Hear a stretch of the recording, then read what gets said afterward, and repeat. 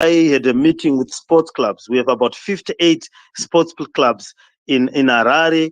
The concept of sports clubs, which have golf courses, some of the best in the world. So sports tourism is something that's coming out, and even religious tourism.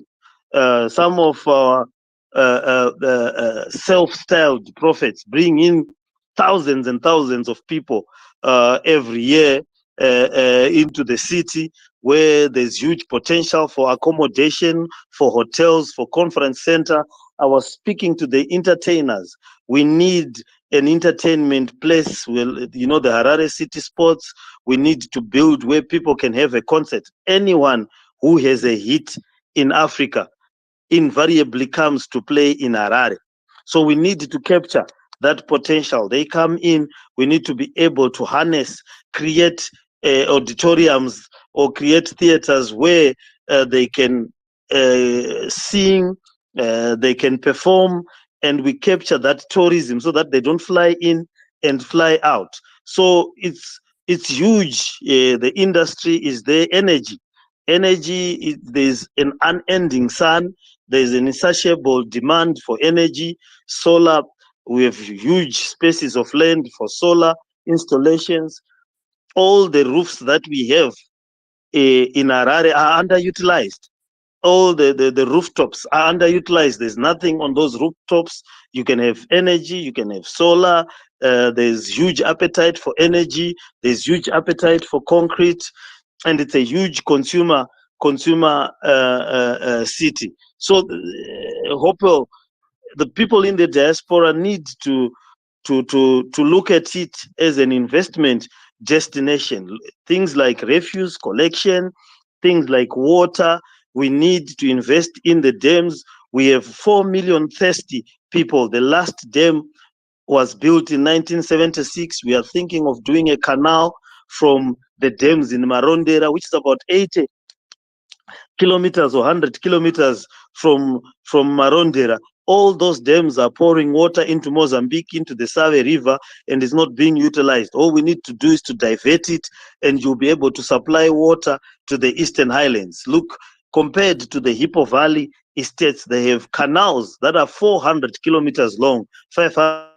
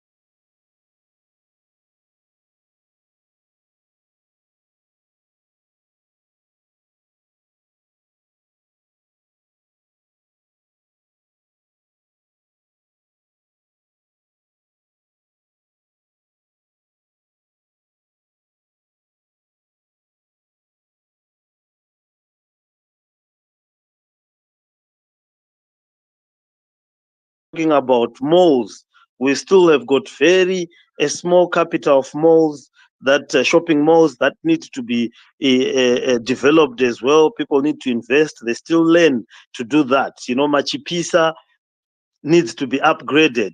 The High Glen Road needs to be made into a business corridor, right up to Mbudzi, from Mbudzi right up to the roundabout in Kuadzana. So it's a huge complex. It's a huge city that's waiting for the appropriate investors and for the diaspora to come in at the right level, from small, medium to very huge projects. We've got a power station. I know coal is out of vogue, but we've got a 110 megawatt power station that is only being utilized. It's only producing 15 megawatts at the current moment. You've got Chitungiza without a dam. There's already planned Muda Dam.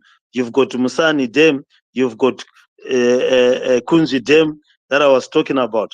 All these things are there for people to be able to investing across the sector. You will recall that this city was built by the insurance industry in the main, and pension funds. If you look at the buildings that are still standing tall, it's mining pension fund, First Mutual, Old Mutual, and so forth. They built the city, and now it's the diaspora. If we work out financial models that are able to capture the funding, we will be able to get the diaspora to invest and give back a good return. The arts, it's a whole range of issues and a whole range of things that need to be done. The piping networks, smart meters, street lights, smart lighting, smart cameras. We need to turn it into a smart city that is able to communicate and be able to deal with the citizens' needs. And we can do that quite easily. And then it is a gateway to many other cities. We've got huge tanks for fuel. It's easy to access Lusaka, Malawi, Mozambique from Harare. It's very easy to do that. We have airports that are underutilized. We have a lot of things that can happen, and it's a good ambience to live it. It's one of the best cities in the world. I've traveled many cities. Hopewell, it's one of the best cities in the world to live in terms of the atmosphere, the ambience, the weather, and the air. It's clean. All we need to do, and what we are committed to do as a city, is to be able to deal with growth so that the growth does not become chaotic, that there is planning, and that we are able to not to go through the problems that other cities went through. And we need the expertise of the people in the diaspora to guide us and to be able to avoid the pitfalls that we can fall in if we have unplanned growth and unplanned cities. But I think, as the mayor of Harare, I see great potential in this city. I see a great return on investment for the diaspora. There is a lot of potential that's happening in the mining industry. I spoke about the steel the steel plant, lithium, almost all minerals that are on the Great Dyke. A lot of things are happening around those minerals, and that's going to give birth to secondary industry. So if you're going to get a steel plant of the magnitude of the steel plant that's coming to Zimbabwe, then it's going to explode in terms of downstream industries, and all of those will want to be living in Harare. And the expatriates that need to work there, the people that need to work there, they need to be in a city that will be able to accommodate their ambitions, accommodate their children, be able to treat them, and to respond to the emergencies that one sees and the potential that we have as a city. So the potential we have, all we need to do is to deal with our capacity issues, our politics, as it were. And once we do that, I know it's a cliche, but the proverbial, the sky is the limit, comes to mind. So we are sitting here with a city with so much potential. It's not in debt. People have cash. When someone has a house, it is their house. There are no loans on that house, Yeah. and everything. So uh, uh, uh,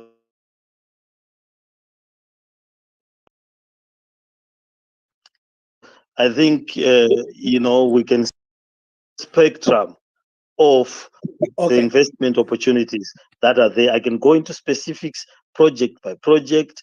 We are working a brochure as a city. Okay. For now, let's stop at that. I think there will be a lot of questions and a lot of challenges from people that are listening. We have over 1,000 listeners right now. So we'll come back when we open the space for people to ask questions. They'll have specific questions, and I also will also bring I see Sandra has dropped. I don't know what has happened there. But I'll also bring Professor Shua Mataramvura. He's a professor of actuarial sciences at the University of Cape Town. He's a Boera boy, so he's going to come and give his reflections a little bit later. But whilst we were waiting for Sandra, I wrote a paper in 2019, and my conversation with Zimbabweans in the diaspora took me back to this paper that I wrote in 2019, and I realized that there was a lot that we needed to engage on. Most of our engagements on social media, unfortunately, have been very personal. People attacking each other, very political, naturally because of the environment that we live under, the repressive environment. But what I'm trying to do with this sort of Twitter Spaces is to move us away from just pointing to the faults, and we move to solutions. To say, let's say if Nelson Chamisa wins next year, he becomes the president of Zimbabwe. What sort of Zimbabwe do we envision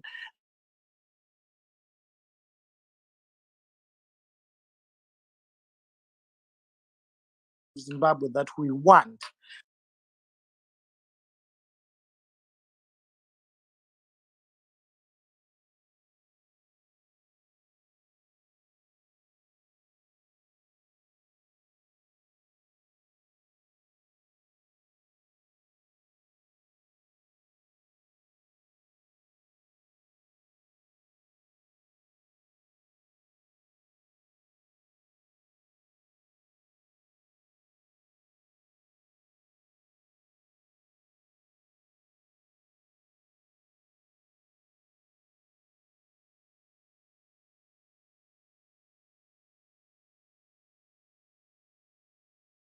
What it is you will say a place like Kariba is a special economic zone.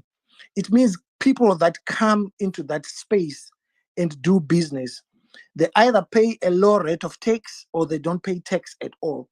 The idea is to stimulate the local economy, create jobs, create manufacturing, get things going. Then perhaps you give them a moratorium of about 5 years or 10 years to say, if you come and invest X amount of money in this special economic zone, you're not going to pay tax for 10 years. After 10 years, you start paying your taxes. So if an investor is coming from outside the country, they will look at Zimbabwe, they will look at Zambia, they will look at Malawi, and they will say, what is it that is going to attract me to go to Zimbabwe specifically? Assuming that Zimbabwe is now had change, it's now a democracy, it's no longer a repressive state. You also have Zambia, it's now a democracy, it's no longer a repressive state. So we are competing for resources. So as a country, we must have something special that will attract the investor to come. And the investor that I'm talking to today is the Zimbabwean living in the diaspora.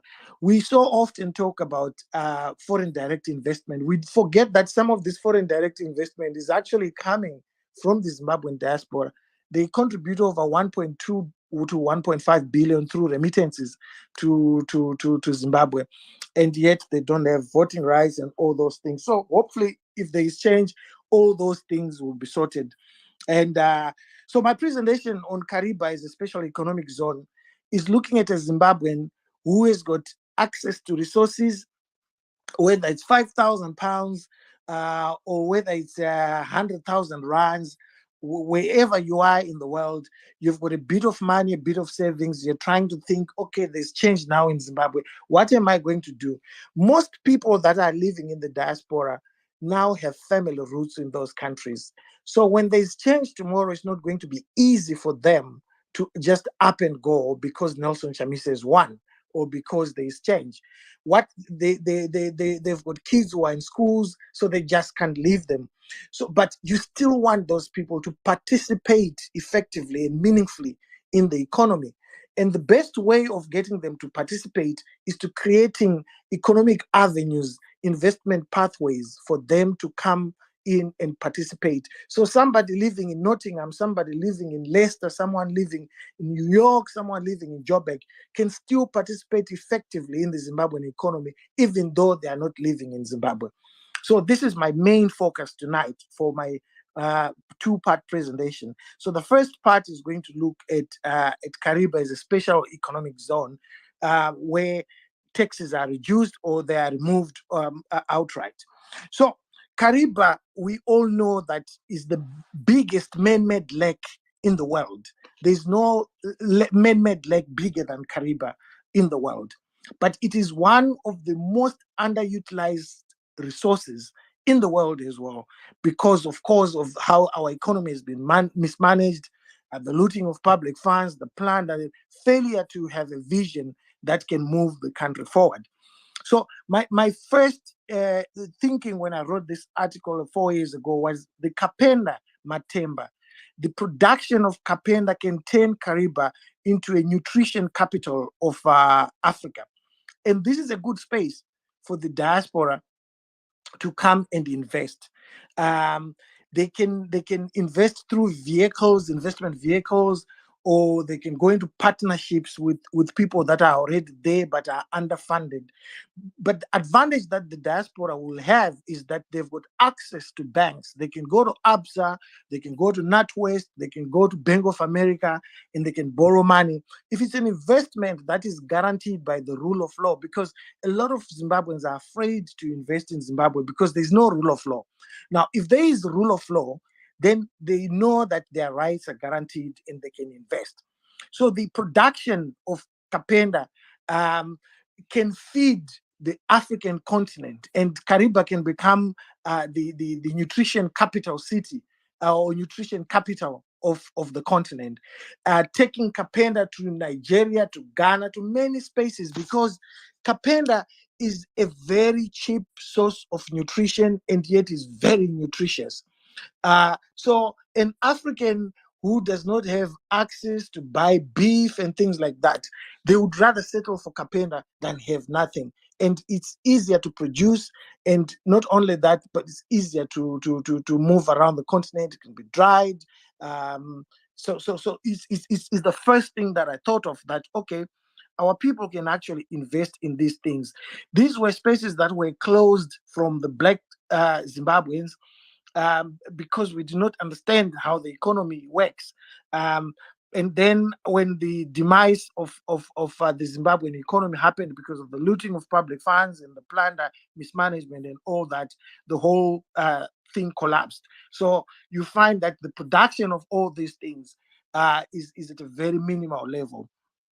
And then the second aspect of Kariba is a special economic zone, is to create an environment and turn Kariba into a space like Las Vegas or Monaco.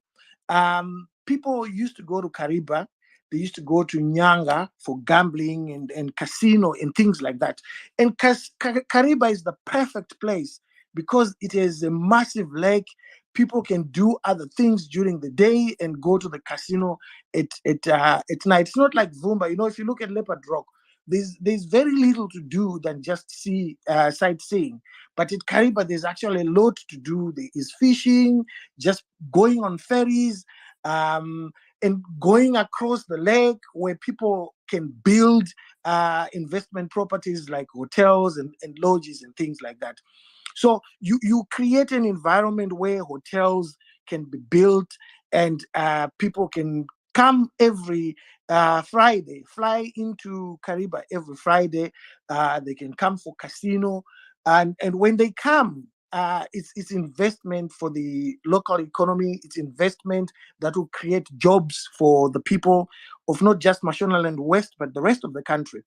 and it creates better roads because there's now something that is happening, and that kind of economy requires factories. It requires real estate.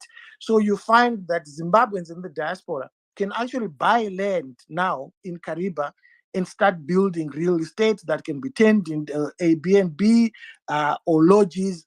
And these are all investment parts that can be created by just having Kariba as Las Vegas or Monaco of Southern Africa. And the third aspect is I looked at boat building. Um, Kariba is the biggest man-made lake. It means you can take so many boats there. But it's important to have a space where if you give a special economic zone license to a boat builder, they can come and start building boats there.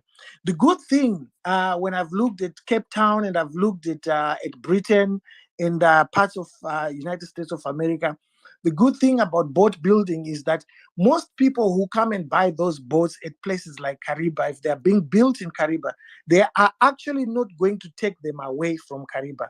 They are just going to moor them on the lake. So essentially, you are building boats that are going to remain in Kariba, but you're making money. You're creating jobs through the boat building industry and the related downstream industries that will have to supply many other things. And you're creating jobs for people like mechanics. You're building garages, if there's such a thing for a boatway, if they break down, there's a place where they can be taken. So it's all part of employment creation. There are businesses now that can be set up to sell parts for these boats, or whether they are ferries. There are a lot of boats on Lake Kariba that I've seen that have been imported from South Africa. Some have been imported from Switzerland. Yet, we can build them. In 2001, I almost bought a huge boat. At that time, it was 1.2 million Zimbabwean dollars. It was the equivalent, I think, of about 60,000 pounds at the time. And this was built in Harare. Those of you who grew up in Harare will know that in the industrial sites, heavy industry close to Harare Hospital, there was a lot of boat building that was going place there, and these boats would be taken to Kariba.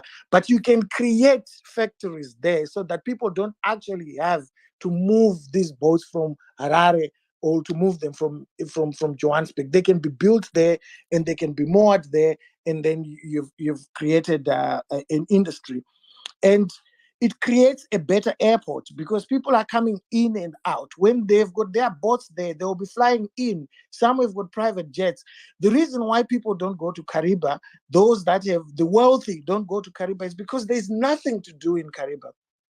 I've got a friend who's got a house there, would go there and would just sit and drink. And there's absolutely nothing. The hotel that was there at the time when I was last there was empty. And this is because there's lack of visionary thinking in our leadership. There's lack of foresight to say, what can we do to stimulate our economy? And these are basic things. The ideas are not being hidden. We float them. Like I said, I wrote this thing about 4 years ago. And then, of course, the issue of real estate, which I mentioned earlier. You are going to have a lot of people wanting to build holiday homes.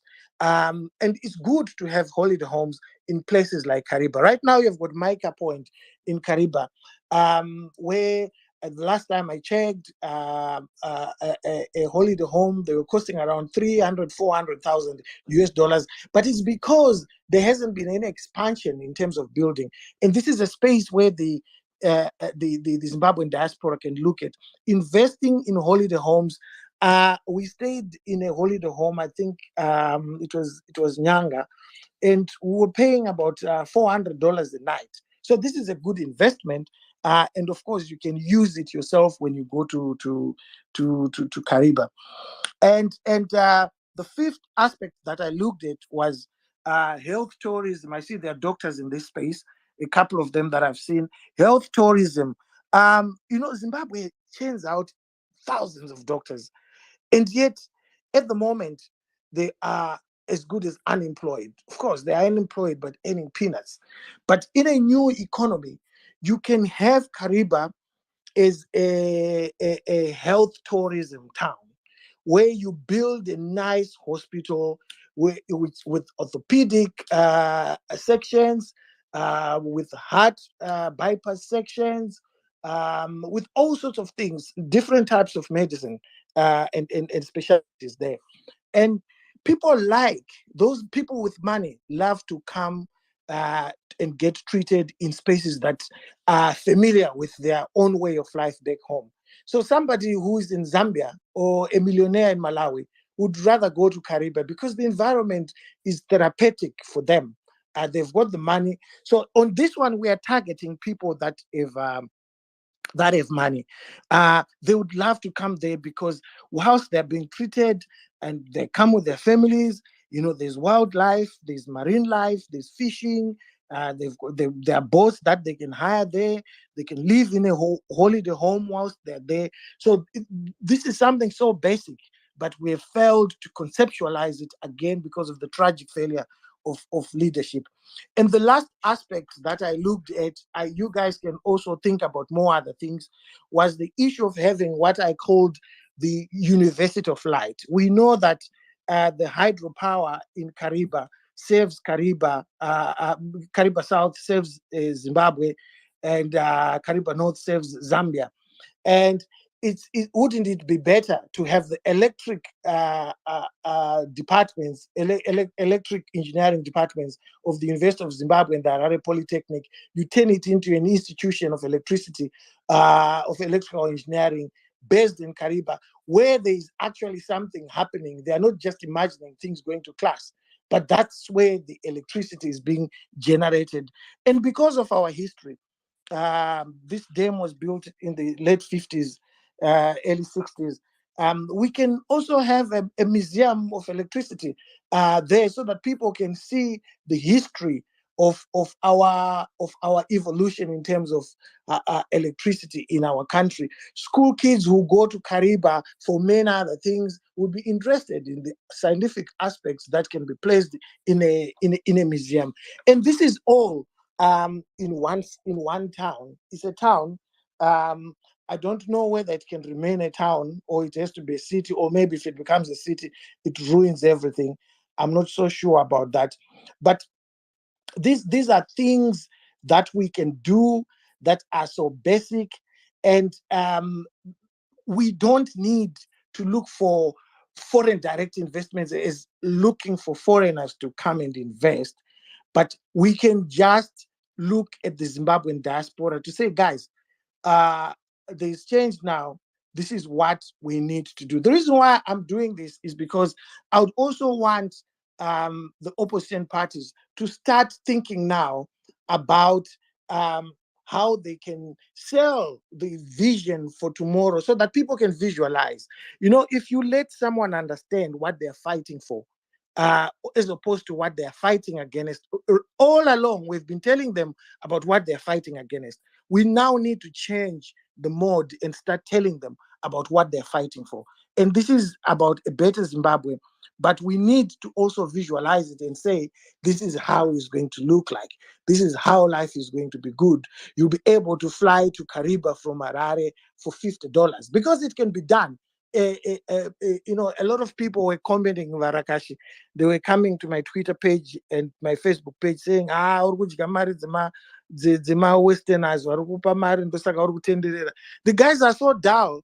They don't realize that you can buy a ticket from France to come to London for £30. That on a good day, you can buy a ticket for £10 to fly from London to go to Paris. And these things can only happen if there is an economy that is working.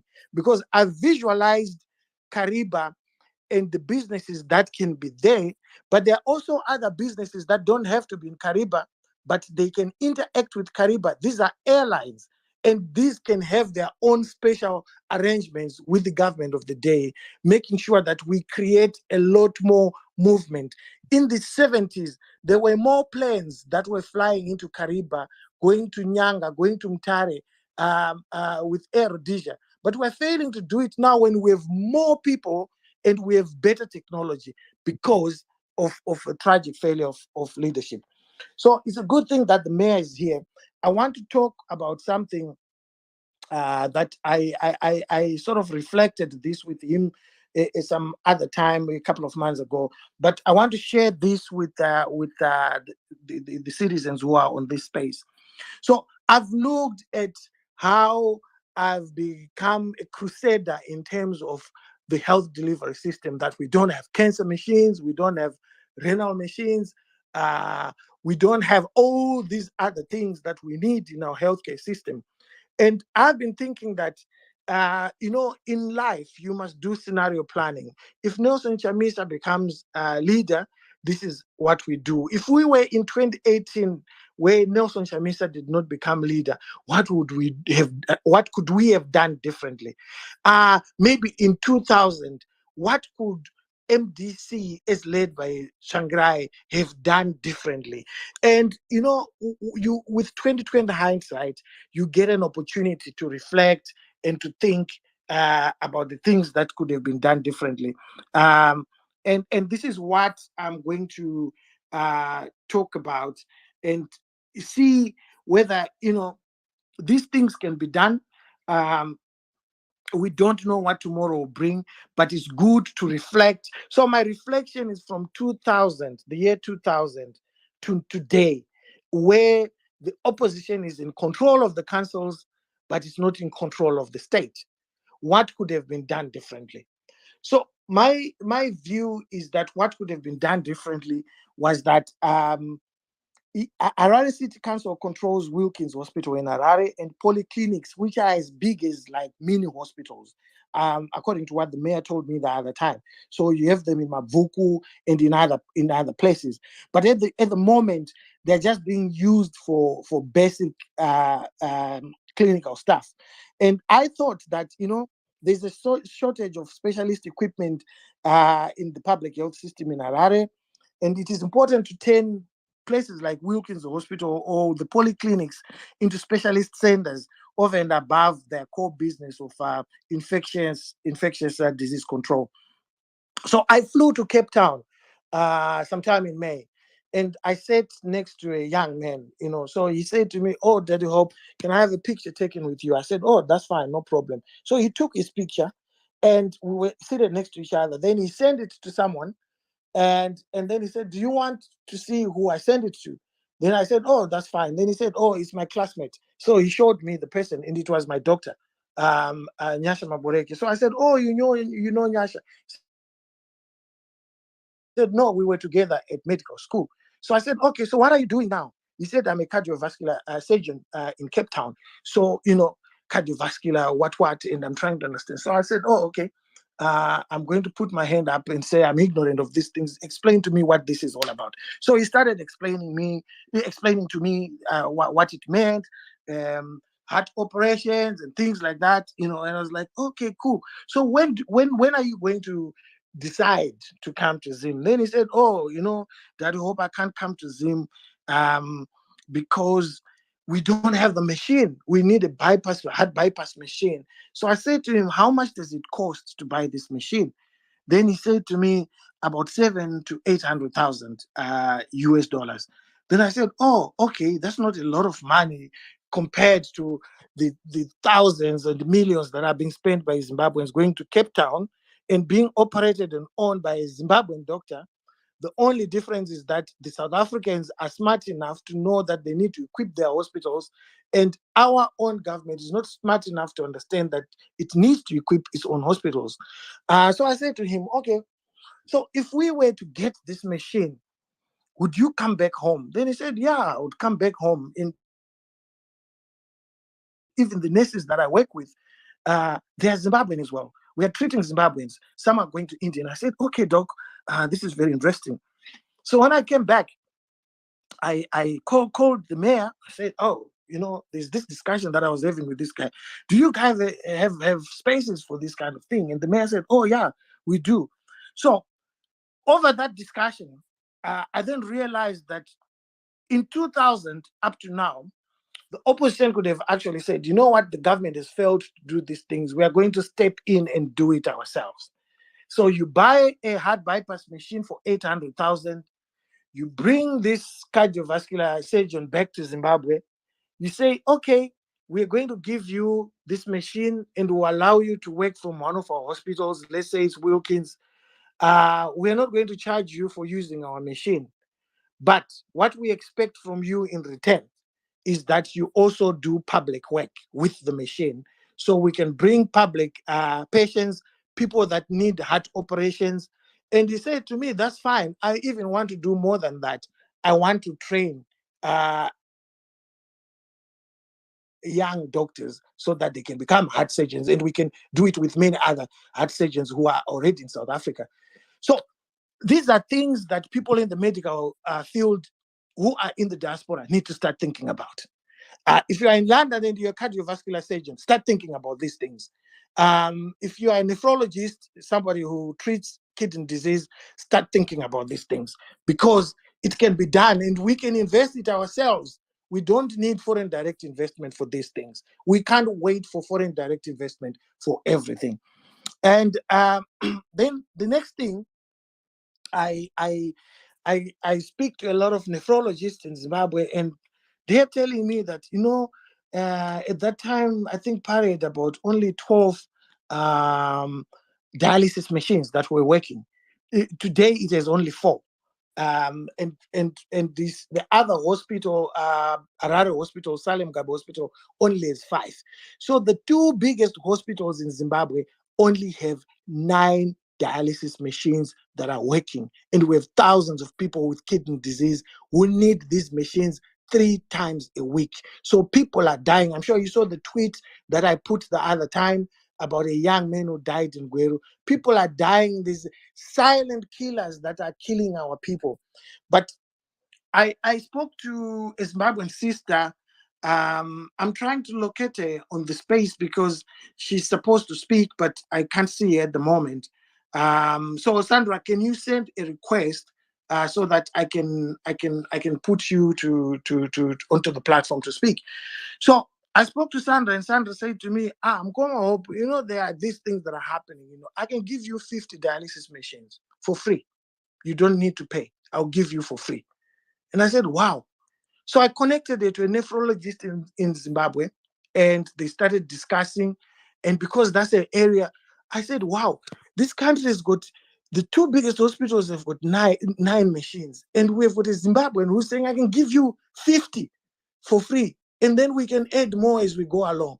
Because other professionals in the NHS in England, they take these machines that are deemed to have done their work, but by Zimbabwean standards, we can get 10 more years out of them. And all we need to do is buy consumables.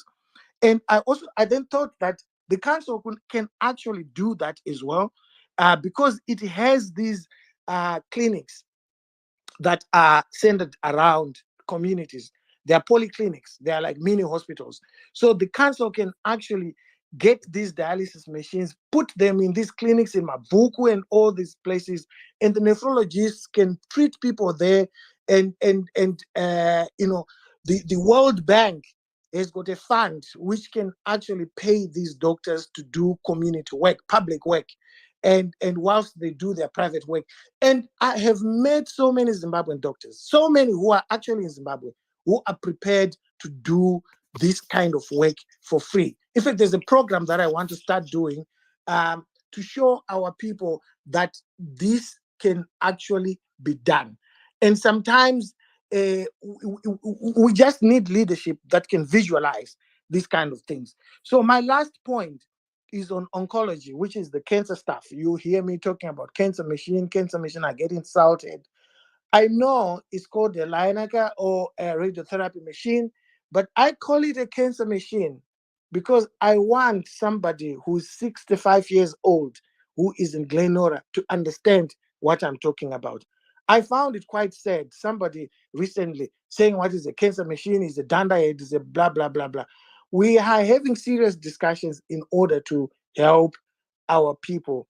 So that's why I'm saying let's move away from those that want personal insults and focus on people that have ideas, people that want to come up with solutions to our problems. So you saw my speech in Geneva when I spoke about the cancer machines that are not there. There's no working radiotherapy machine in all public hospitals today in Zimbabwe. And I thought, wow, there is a problem. Uh, but there can also be a solution. How much is the radiotherapy machine? It's about 2 million, 2.5. And I spoke to a Zimbabwe who works for a company with which deals with these machines in America. And he said, I can talk. I've spoken to my boss. We can donate one. And I was thinking, okay, the council could actually have a radiotherapy center working with the oncologists that are already there in Zimbabwe, who are sometimes made redundant because there's no machine. So if it's brought in, the council can run these things because they have hospital services already. So these are my ideas on the healthcare sector and what can be done working with council, or what could have been done working with council, because we can't continuously attack ZANU-PF and not come up with ideas on how we can do things.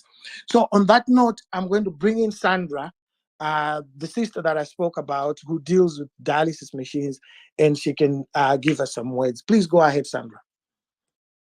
Hello, good evening, everybody. Sorry about the glitch earlier on. Right, like what Hopewell has said, I work in the industry here in the UK as a renal technologist. So what I do is I repair renal machinery. That's my day-to-day job. So in doing so, here in the UK, I think for those who are in the UK already know that if a machine is brought into service here in the UK, it's got a lifespan. It doesn't mean that by the end of its lifespan, it's no longer useful. It might be like in our instance in the renal industry, if we buy a dialysis machine, it has to be brought in brand new. So what it means is with the lifespan, it's either we give you 20,000 hours or 7 years. And in those 7 years, obviously, it's my job to look after the machine. If it breaks down, which it rarely does, really, because it's well looked after. So every year we carry out a service where we change parts, we do fit in new spare parts on it, and we actually look after the machines well, and they rarely break down. So at the end of the 7 years, the trust will just say, well, that's it, they need to go. And normally people from other countries like Pakistan and all sorts, they get these machines just for free because the trust doesn't need them anymore. So it does really hurt me a lot. It hurts when I see people in Zimbabwe dying, when I know I've got access to these equipment that can actually help people. And my personal feeling towards saving Zimbabweans' lives is I wouldn't want to put these machines in private hospitals in Zimbabwe. I want to help people. I want to help the ordinary people who cannot afford being on dialysis. I want to help people that are dying because here in the UK, people don't die of renal failure. People can die of other diseases. Well, if they're on dialysis, or if you're a renal patient, you can die of maybe cardiac arrest and all sorts. But here in the UK, it doesn't kill people because everybody is well looked after with the health system here in the UK. So that's what I do, and I've reached out to Hopewell when I saw this traumatic stories about people dying in Zimbabwe. And I said, you know what, I'm in the field. I work with these machines every day, and we give them to people. We give them to other doctors. We give them to anybody who really wants these machines. And sometimes it's my duty to condemn them at the end of their life cycle. And it does hurt a lot that I can't help my fellow Zimbabweans when I'm actually giving these things away. So that's how that's how I want to contribute towards this. So if things change, or if there is a way where we can get these machines, because at the moment I can actually have about 10 machines that are ready to go. So if there is a way where the general public of Zimbabwe can be helped, I don't want to have these machines. I don't want anybody to offer me any money, because I want to help the general public of Zimbabwe. I'm not selling these machines, but all I need is just help the general people. I want to help the poor people that are dying unnecessarily. So this is where I come in. Thank you very much, Sandra. Thank you very much. Sandra has been very kind, because she was traveling from the United States of America back to Britain where she lives, and she's suffering from jet lag. So, but she said, "Okay, I will come to the space when I asked her to come." So, thank you so much, Sandra, for that. You're Now, welcome. I'm going to open for any questions, either to the mayor or to Sandra or to myself. Um, and so that the discussion can start. There are a lot of professionals in this space. I assume we now have about 1,314 people. If you also have your own ideas that you want to share with us, and you want other citizens to hear what you think we need, to start reflecting on, and what you think the opposition needs to start doing, because we need to start talking policy. We need to start thinking about what needs to be done. When I spoke to Advocate Nelson Chamisa and I told him that I was doing this space, he was like, "Oh, this is really fantastic." So even if you go to his timeline, he retweeted it, because he agrees with the concept of what we're trying to do. So I would like to ask you guys to, try and speed up what you have to say. Let's say if we give each other 3 minutes, and so that more people can come on board and they can also speak. Please, Blessing, go ahead. Thank you, Hope.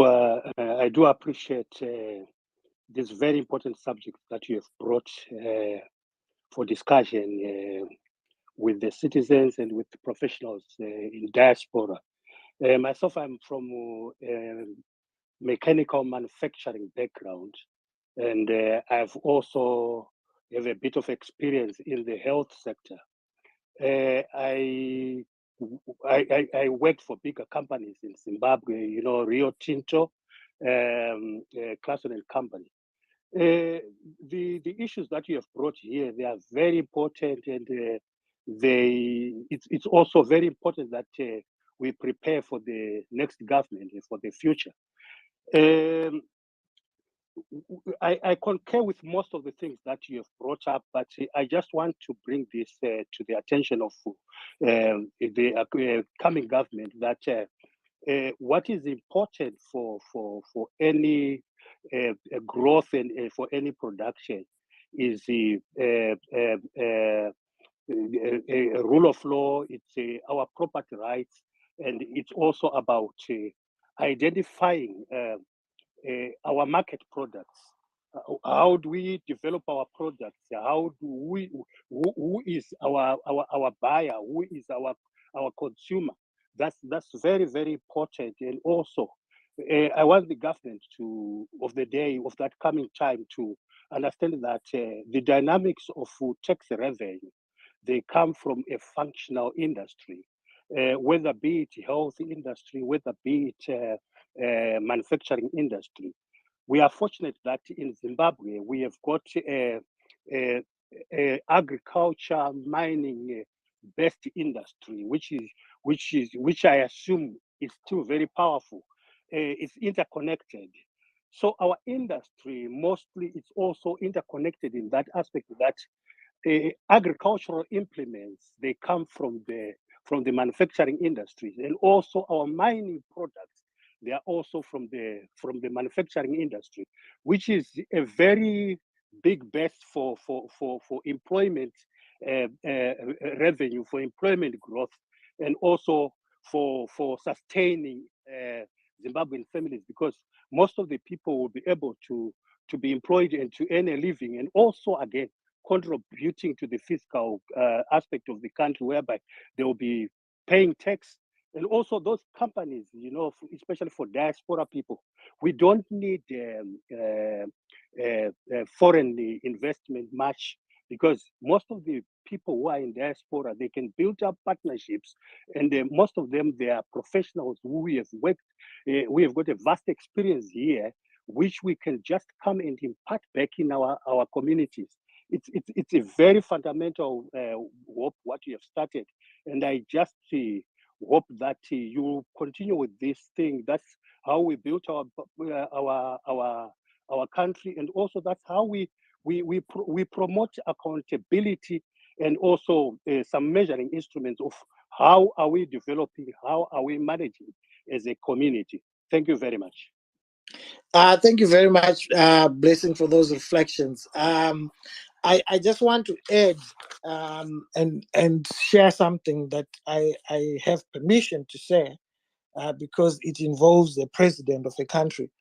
So a couple of years ago, I think about 2 years ago, a Zimbabwean called Stephanie Travers was appointed as the chemical engineer for Lewis Hamilton.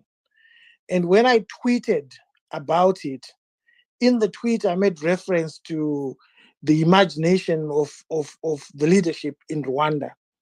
And President Kagame responded to me in my inbox, and he said to me, "Oh, tell that Zimbabwean lady that we have got a place for her in Rwanda.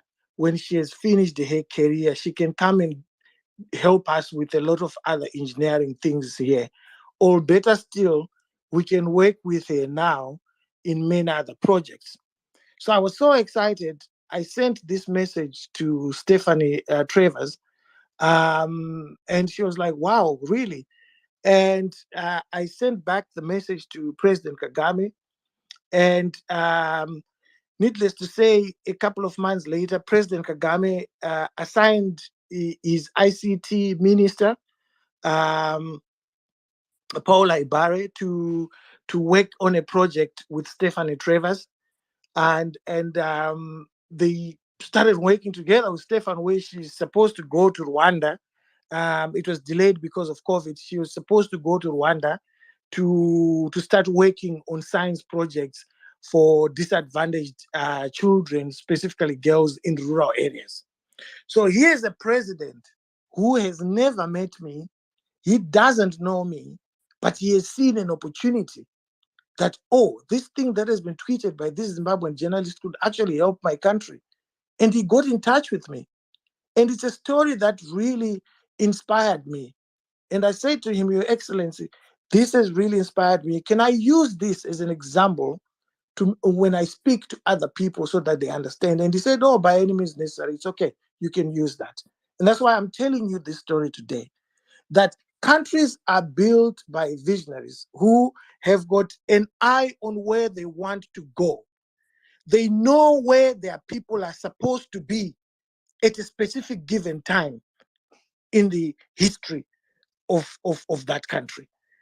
Now, if you look at Zimbabwe and you say in 2017, what did ZANU PF want to achieve?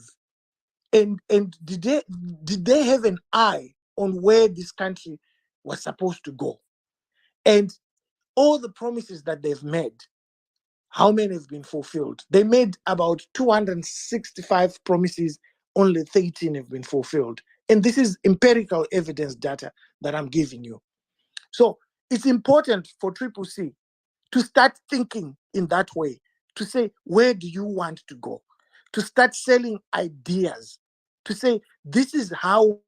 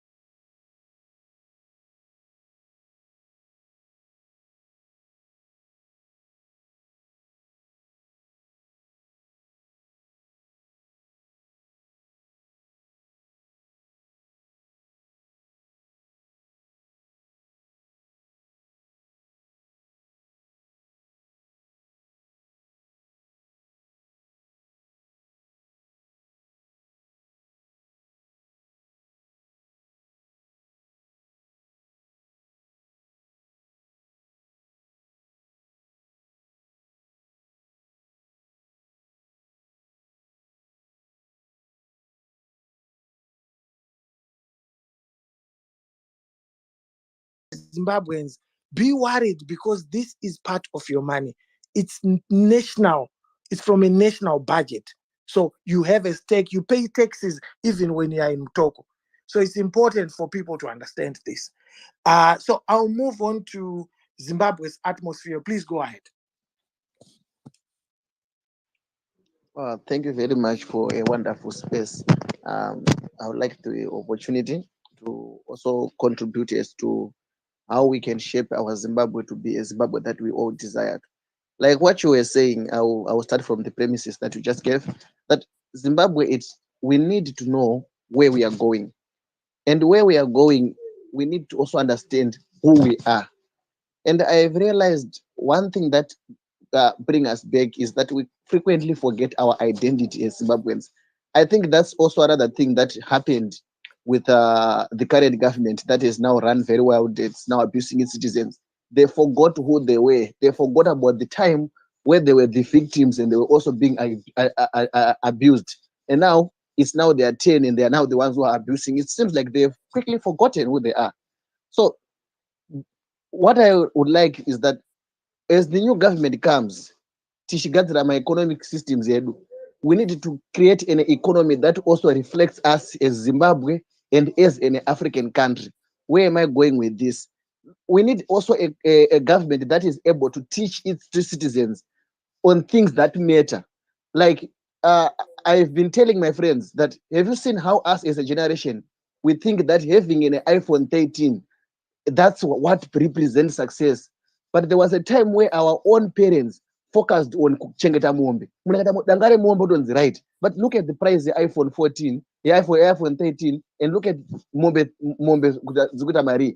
And you would see that the things that we focus now on, us as my youth, tatorasika, and we would need a government in, I don't know, Daddy Hope, how can we have a government in order to kutoita basa rekungodzidzisa vanhu the important things. I think that is one of the things we have got unfocused youth. I don't know what it's, I personally think that it's a problem that we forget who we are, that we are just an African country. We were recently colonized, we're not that yet developed. We cannot be competing with America iPhone 13 and you also want to be chasing after an iPhone 13. Let's buy things at our own. And I was thinking that if we know our identity and we know who we are, as a government, there is nothing wrong with accepting that us, we are a newly graduate. And as such, we don't have experience to be boxing with these big economies. Let's close our economy and focus on what we have. If we are going to come up with our Zimbabwean phone and close all that iPhone, put trade embargoes on such kind of phones, let's focus on our economy. And let's focus on the things that will identify us as a nation. Just to put one thing that is a little bit extreme, you would see how us as African countries, we used to pride things like polygamy, and now you see how countries like the Western, they pride on their the LGBT rights. Look at how us as Africans, we feel a little very, very shy to speak up on what things that we really want. Like even the current government, like the opposition, it does not take its stands on what kind of society does it want to shape. We are only, like what you're saying, we are more reflecting on the bad things that are happening, but we are not also sharing to people the things that we want to fight for. I think it's important to say, guys, this is who we are, and this is who we look like now. Let's now focus and go to this direction. I feel like as much as we evaluate our economy, it is also important to also tackle the social part, and the government should be taking an effective role in trying to educate my youth. So, you know what? This is more important.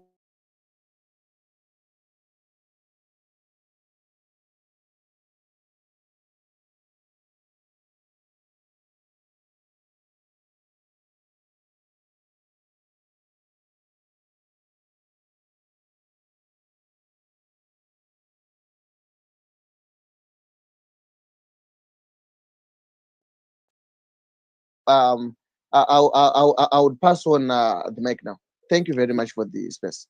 No, thank you so much for your reflections. And I just want to I have a message here for the mayor Mayor, somebody said to me, "Good evening, Daddy Hope. My plea is to the mayor. Is there any chance he can avail a council building that diaspora community can adopt and renovate ASAP? We can start a rental unit for the community. Here we are with access to machines. All we need is a few people who are listening right now to stand up, take ownership, avail themselves, and we can do this. We do not want to hold spaces without any action. Thank you so much for sharing your vision." That's for you, Mayor. I don't know whether you can have a quick response to that. Yes, we have, like you said, we have over 13 polyclinics, over 40 clinics, and all of those have capacity to accommodate renal units uh, at any space. If there are people who are willing to do it, we have the space, and we'll speak to our medical director, and space will be given. Well, I guess we already have Sandra, who is the machine. So I guess you need to start speaking to your medical director so that the ball starts going. But it's a good thing that there are other people in the same space who are saying they are willing to provide these machines as well. So that's good, and I'm sure the person has heard your response. So Sabu, please go ahead. Oh, thank you very much, Hopewell, for a wonderful space.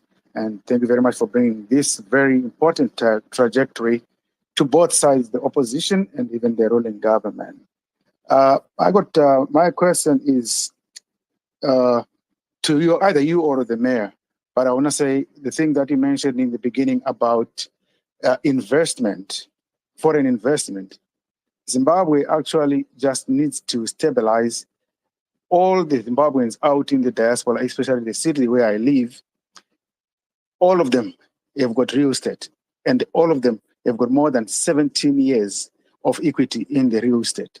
And the very same people I'm talking about, 95% of them are willing to go back home if things get well at any given time. Right.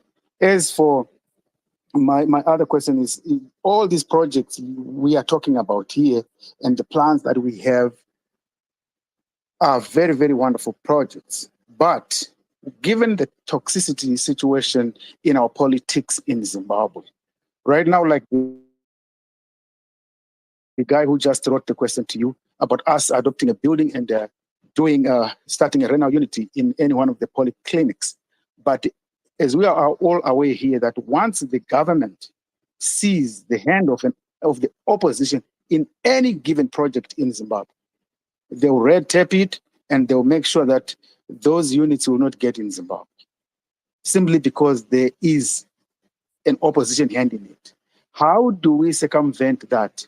Maybe the mayor can answer that, or even you, Hopo, can answer that. Thank you very much. Thank you very much, Sabuku. That's a question for the mayor. I can't answer that. The mayor is in charge of the city.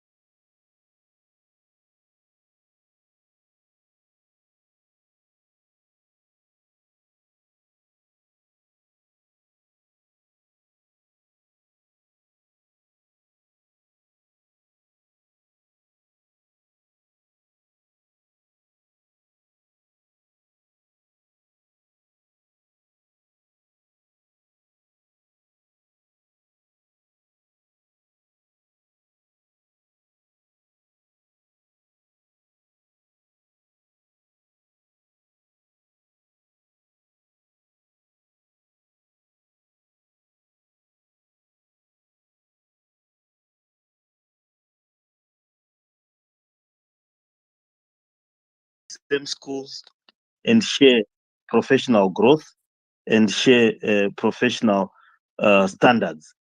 and work in private sector, public sector, and do operations together, specialists and so forth. So in the health sector,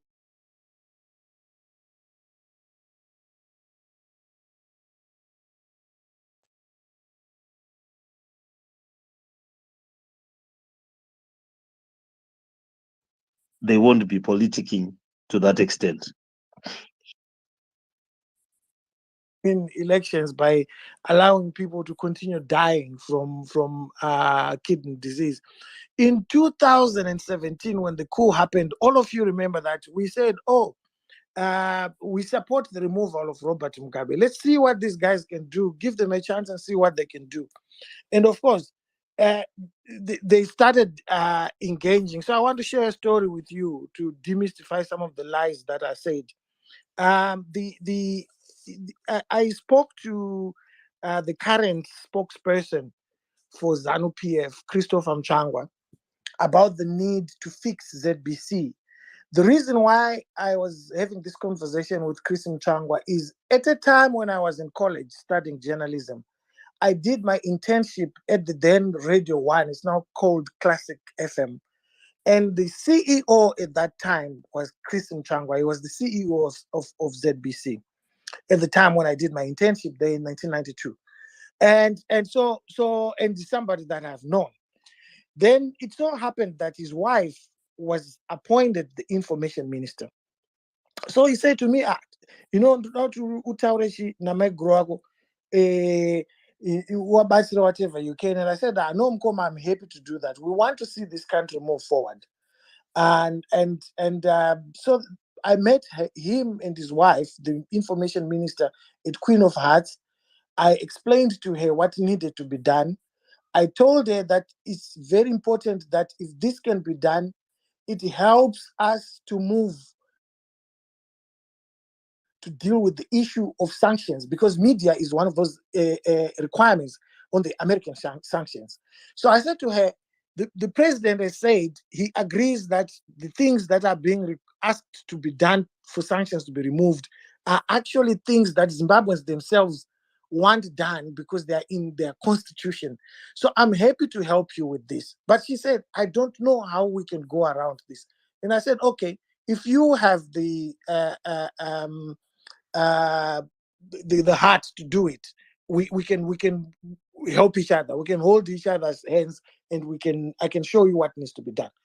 Needless to say, it got to the issue. I then did a 2-page paper, which I gave her, and she said, "No, the paper is brilliant. I like it.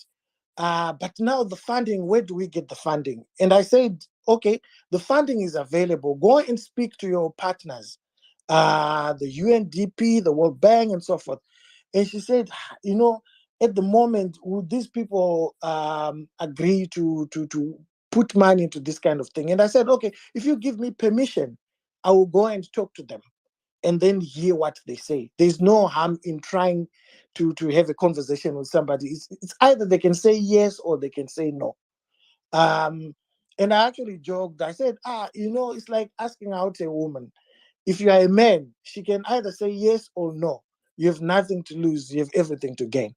So she said, okay, please talk to them and hear what they said. So I spoke to the World Bank. I spoke to the Americans. I spoke to the British. And at that time, the British ambassador was very supportive. You remember Catriona Lang of seeing change happening in Zimbabwe. And she said to me, I'll put £3 million on the table for this project. It's a brilliant project. She wanted to assist. And her deputy came on board. We set up a committee which was supposed to deal with this. And this was just about cleaning up ZBC. Of course, they will lie to you today and say, Hope is angry because he wanted a job. But all these embassies can't be lying. The World Bank can't be lying.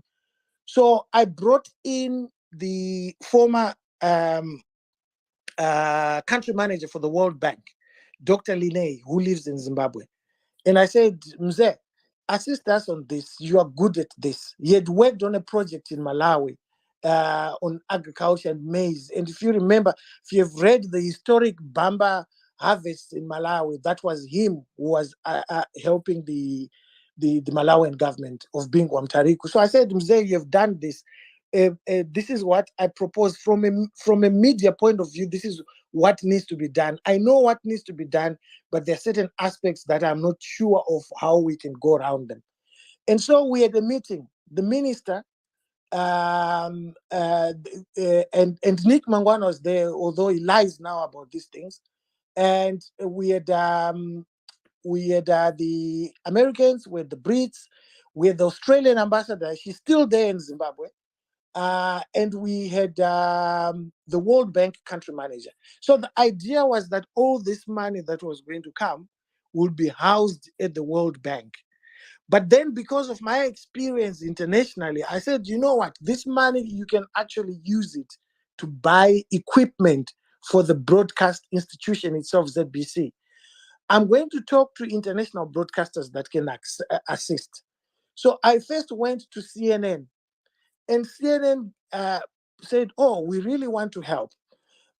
We will give you a star like Christian Ampo to come to Zimbabwe. And I said, no, there's money that has been put on the table, so it can pay for the flights of these people that will come and train these journalists, retrain them from the world of propaganda to proper journalism. Then I went to ITV News. My former bosses said the bureau in Johannesburg would come to Harare, train people for 2 weeks. They didn't want any money. I went to Channel 4. The newscaster for Channel 4 at that time, Jon Snow, said, I would really love to come and do this. I'm happy to do this.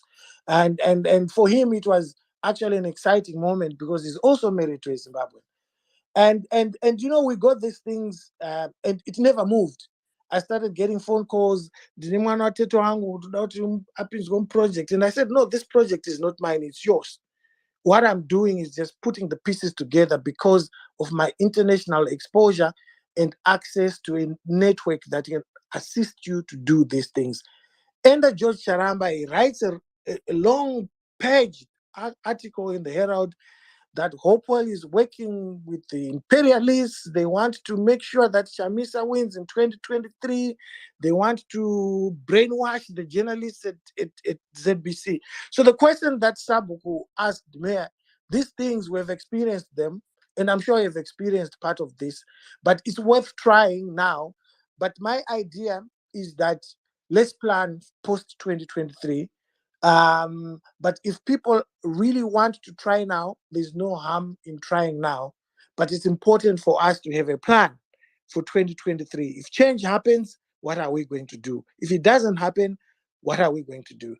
So thank you so much for that. I've got Serai, please go ahead.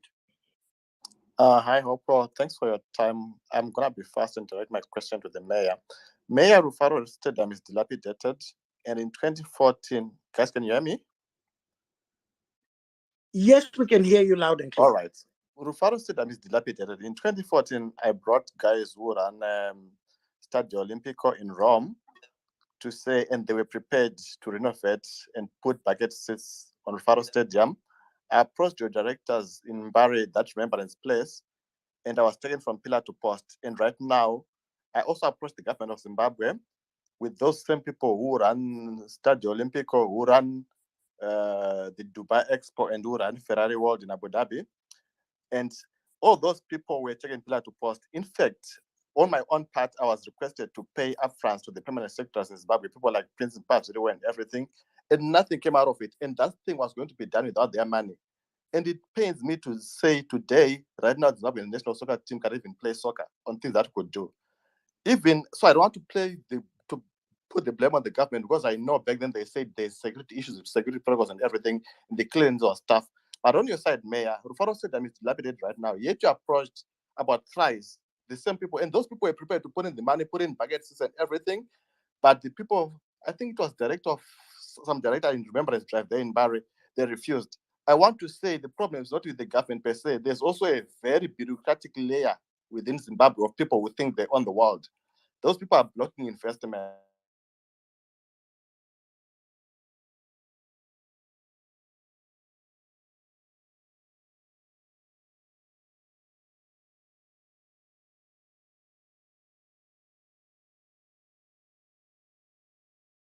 And those people, we appreciate them as supporters, but they don't bring a lot of money to the economy. Check what happened when Brazil came to Zimbabwe. There are people that you never thought existed in Zimbabwe. And those people, when they come to the stadiums, it's money that is being spinned into the system. Yet, when you talk about mayor, so I don't want to say the government, that one where we resigned there, nothing will happen to them as long as nothing will come out of it. So if I tried as well to have a ticketing system, and it pains me to say right now, soccer careers of young people are being thrown down the drain because of greed. When you bought from the government or also from the city of Harare, that I can prove to you as well. And I used a lot of my money. I think I lost more than 40,000 of my own personal money trying to make that thing happen. Here, take a block and a bureaucracy, both of city of Harare and the government. That's one thing. Then the second thing is you find to get a simple license to establish a tourism establishment in the national park in Zimbabwe is 50,000 US per year. How do you break even when you've got a 50,000 US license? Seriously, guys. Thank you. No, thank you so much for that. Mayor, you can respond to it. Mayor, can you hear me? Yes, I can hear you. Can you run it by me again? So you were saying that he brought investors who wanted, not even investors, but donors who wanted to put bucket chairs in the Faro Stadium. And the ticketing system. And the ticketing system, and that he was moved from pillar to post by your people, and he was asking how then do we help our country when there's such a bureaucratic layer, there's red tape and everything. Yeah, I think we are going to streamline. I'm going to appoint an investment advisory council in the next few days for the Harare city. We are going to streamline and get advice on investment deals. As you know, we had the debacle of the Pomona deals, and we have many other deals that the city has entered into where, firstly, the expertise is not there, the experience is not there, and some of the movement from pillar to post is basically people who do not have the wherewithal to be able to engage at the levels that are required due to exposure, and simply they've just been there for donkey years and they've become institutional dinosaurs. So what we're going to do is to create an investment advisory council that I'm going to appoint, which will then streamline and create a one-stop shop or one-stop center on investment for council. And that is then going to work hand in glove with the one-stop center that has been created by government. And once we do that, we hope to avoid and to have a quick turnaround on investment decision. And we're also going to advertise. I've asked my staff to compile all the investment opportunities that are there for the city and advertise them on our social media and create docking points for those investment opportunities so that we do not have experiences such as the ones he's talking about. I'm well aware of that, but we are going to streamline that now, and we are likely going to be in control of Harare and the whole country by 2020-23. But by that time, the groundwork will have been done, and some of those investments will be ongoing and would have started. Okay, Mayor, because I know a lot of people want to speak right now, if I'm going to talk to my people, who should I approach? Because as you notice right now, did you hear me, Hope? Yeah, I heard you. I think, Terai, what you need to do now, since you have got the mayor's details, you can get in touch with him directly, and then you can resolve it offline. Thank you, Dr. Zico. Thank you, Mkoma Hope, and indeed, what a wonderful space we have. You talked about the Kariba, something that I think I'm very passionate about as well. But I would like to pose a question to the mayor. The first thing is, Harare City was initially designed to be a city of 300 people, of 300,000 people, I mean. But now it has got millions. I think the alternative site was around Darwendale area or something like that. What is being done to depopulate Harare or at least to expand it and still maintain the infrastructure, because I think there is also a lot of opportunity in creating good infrastructure like the sewer system, the water system and stuff. As the city expands, I think that will be a good opportunity for investment. That's my question to the mayor. And also a comment to the listeners who are here, that I understand that there's going to be a consultation for the final draft of the diaspora policy. And you are the people in the diaspora, and this is the Triple C diaspora policy. If when this comes, I think it's this week or next week, when the consultations are going to be happening publicly, if you can make some of these suggestions to the alternative government of Zimbabwe, I think it would be great, because most of the points you are saying are quite important. And for those who have seen the draft, they actually know that some of these things are part of the policy that is coming in the future. That's what I wanted to say. But my question to the mayor, what is being done to depopulate Harare?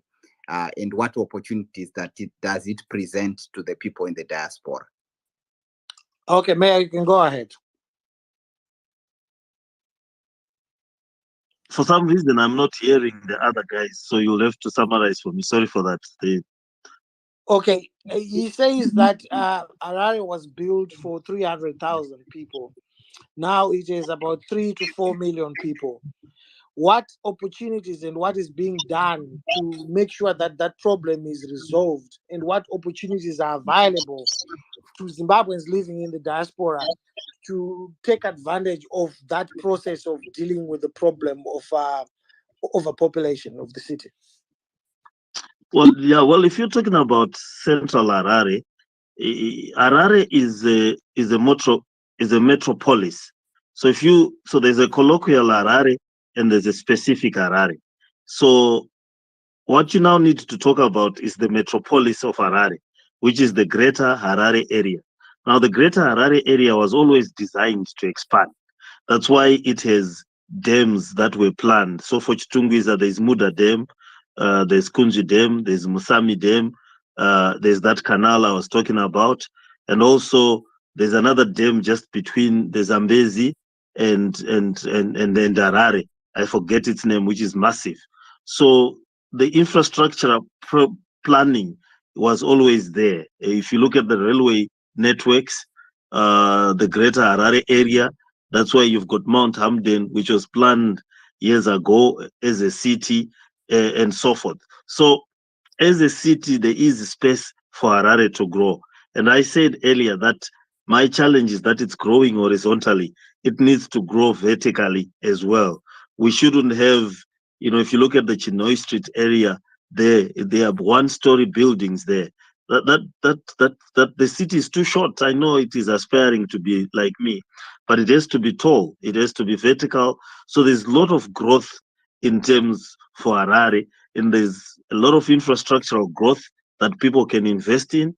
Just the buildings alone is huge. That's the transport network is huge. Energy, water, roads, sewer, farms, food, and so forth. So the Greater Harare area can and is able to handle a whole lot more people than what we currently have. All we have to do is to be able to plan our growth both vertically and horizontally. We will be able to accommodate, and then also create the facilities, make sure that water is there, energy is there. Solar has huge potential. There's always sun here, and so we will be able to sustain. And once President Nelson Chamisa comes into office, the growth is limitless. And even without him in office right now, we are able to ensure that we invest in the growth of the city of Harare and the nation at large. And soon enough, it will be a huge city, one of the biggest metropolis in Southern Africa. Thank you very much. Professor Shua Mataramvura, I've sent an invite for you to speak. So just accept it. Professor Shua Mataramvura is a professor in actuarial sciences at the University of Cape Town. He was not on Twitter, so I encouraged him to join Twitter today. So maybe he's trying to figure out how it works. So I've sent a request for you, an invite to speak. Just accept it. So as we move on, JT, please go ahead. Thank you, my brother Hoff. I'll have quick questions to the mayor. I hope he can hear me. The first one is, Mayor, I come from Chipinge, where our general hospital does not even have a blood pressure machine, and I've tweeted about this. And I think this is a very good opportunity that diasporans wants to invest in Harare. And I mean, yeah, you've spoken about setting up an investment department. What's your timeline in that? When can we have feedback about that so that people can be able to communicate with you and the investment department? That's my first question. The second one is the council police. What are you doing to address the issues of the over his zealous police, council police, that are engaging in illegalities in overcharging the citizens in terms of parking fines? And the third one, Hopewell, is what's the progress with the Pomona deal? It's been very silent. We've had CC councillors that have been very quiet in terms of they're not amplifying this illegality. Why can the councillors explain to us why the councillors are very quiet on social media in terms of amplifying this illegality? Thank you. Many thanks. Okay, I heard this one. What we will do is in the next council, I already have a business committee that is in charge of investments. We are going to change the name of that committee and its terms of reference. In the next council, we are going to call it the Business and Investment Committee, so that it understands its mandate in relation to investment. Once we do that, I will then appoint at the next council, which I'll hold this week or early the week next. In that council, I will explain, and I will have appointed, and I will appoint the investment advisory committee from the business sector and diaspora and other stakeholders that have expertise in this area. So that is the timeline. We have ongoing investments opportunities that people need to take up. Others are unsolicited. People come with those ideas. Others are ideas that we have heard all along. And secondly, the police. I did a press conference, which is still there on the Harare City Facebook page, where I indicated that the police will no longer be wearing plain clothes in terms of the traffic police and their enforcement, because that was being abused by non-police, the police themselves, and people were becoming victims of conmen and other serious criminals. So that has stopped. And then I also indicated that we are going to keep the $50 fine because the city can easily turn into chaos. People shika, and also people drop and stop wherever they feel. People are engaging in business in their cars and so forth, and it has almost become the wild west of car driving in Harare. Be that as it may, we have dropped the $100 towing fees if you drive the car yourself to central stores. We have suspended the storage fees if you pay the fine within 24 hours. So that will deal with overzealousness. I've instructed, as of this weekend, I was at the workshop with the traffic police. I've instructed them to create a social media handle, that is Twitter, WhatsApp, and Facebook, for the Harare Traffic Police, where people can complain, and set up a hotline where people can raise issues, because my Twitter spaces and my own social media are becoming the complaints board. So they're going to set that up by Monday. I'll make sure that they do that and that it becomes interactive and people can deal with corrupt and deviant behavior, and we'll monitor it as such. The Pomona deal, we've since cancelled the Pomona deal as cancelled. We had the resolution where we cancelled that deal. We are not going to entertain it. Our staff will write a letter to the geogenics and tell them to move off-site. I've spoken about it in many public meetings. I'm on record. I've consulted the residents, and I'm continuing with the consultation. It will not be included in our budget, nor will we allow devolution funds to be used basically for a deal that we believe is corrupt. It stinks to high heaven. They are stealing our garbage, and that it is just a pilfering scheme that will not benefit the residents of Harare.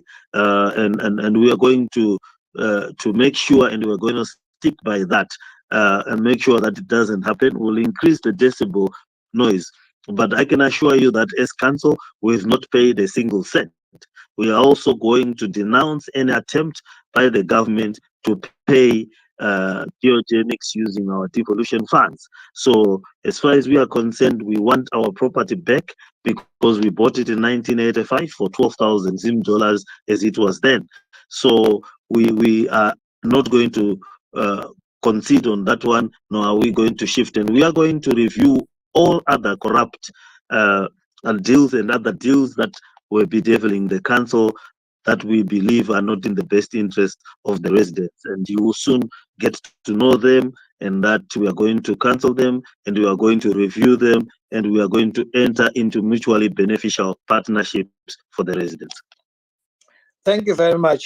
Shining Midnight, please go ahead. Yes, thank you, Hopewell, and thank you, Comrade Mayor Jacob Mafume. My question is about the Chinese in Harare. What are you doing about the Chinese investing in Harare? Because as far as I know, the Chinese, they will come into a building that is collapsing and they will work in there and never develop the building until it falls and they will leave. Whereas we have actually people from the diaspora, what are opportunities are offering for people from the diaspora to invest in Harare? Thank you very much. Thank you very much. Before the mayor responds, I want everyone who is in the space to understand that the discussion is about Zimbabwe. It's not just about Harare. So feel free to ask anything, even about your cities.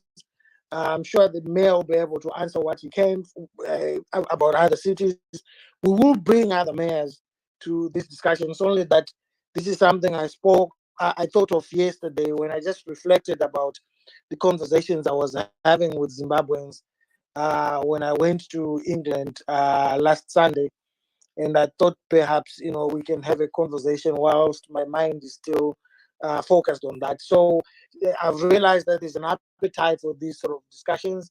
And so I'll speak to other mayors of other cities and other people that are involved in investment. My thing is that 75% of Zimbabwe's skills are in the diaspora.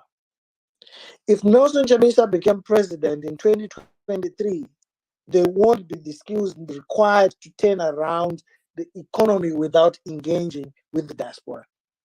Anyone who could run away did so. Those that are left, they couldn't run away, or they're so dedicated to what's happening in Zimbabwe. And it's important for us to understand that the diaspora, even though you're not allowed to vote, you still have a stake.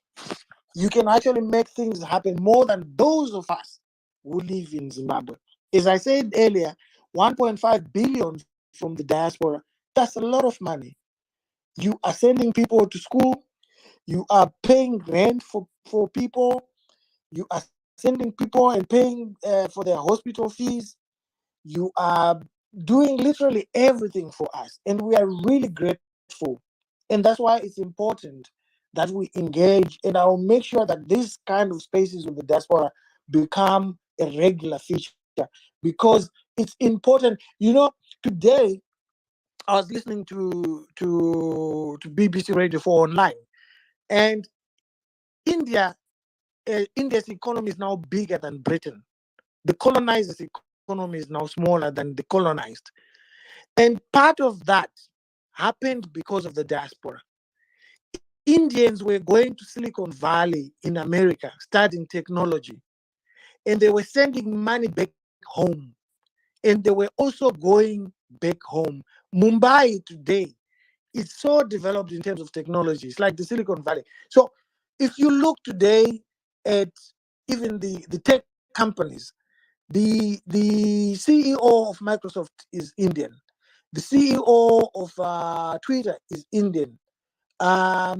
If you look even on CNN, Farazi is Indian, because India developed its people, and when they went into the diaspora, they developed themselves and they started reinvesting back home. That's how India ended up where it is today. Its economy is now bigger than Britain. I was listening to a British radio station stating those facts. So it's important for the Zimbabwean diaspora. If you were not paying attention to them, you better start doing so. And conversely, the Zimbabwean diaspora, if you are not paying attention to what's happening in Zimbabwe, you better start doing so, because the future of Zimbabwe cannot change without you, without your participation. The diaspora is so important and key. Even Nyika Ikawinwa in 2023, without the diaspora's participation, it would be a waste of time. Because hakuna skills kumbaya zvinezvi. A lot of people have left. I was talking to a doctor, an oncologist, anorapa cancer, out a subspecialty. Akati mukoma handikwanisi kudzoka, I can't come back because that subspecialty is not there in Zim.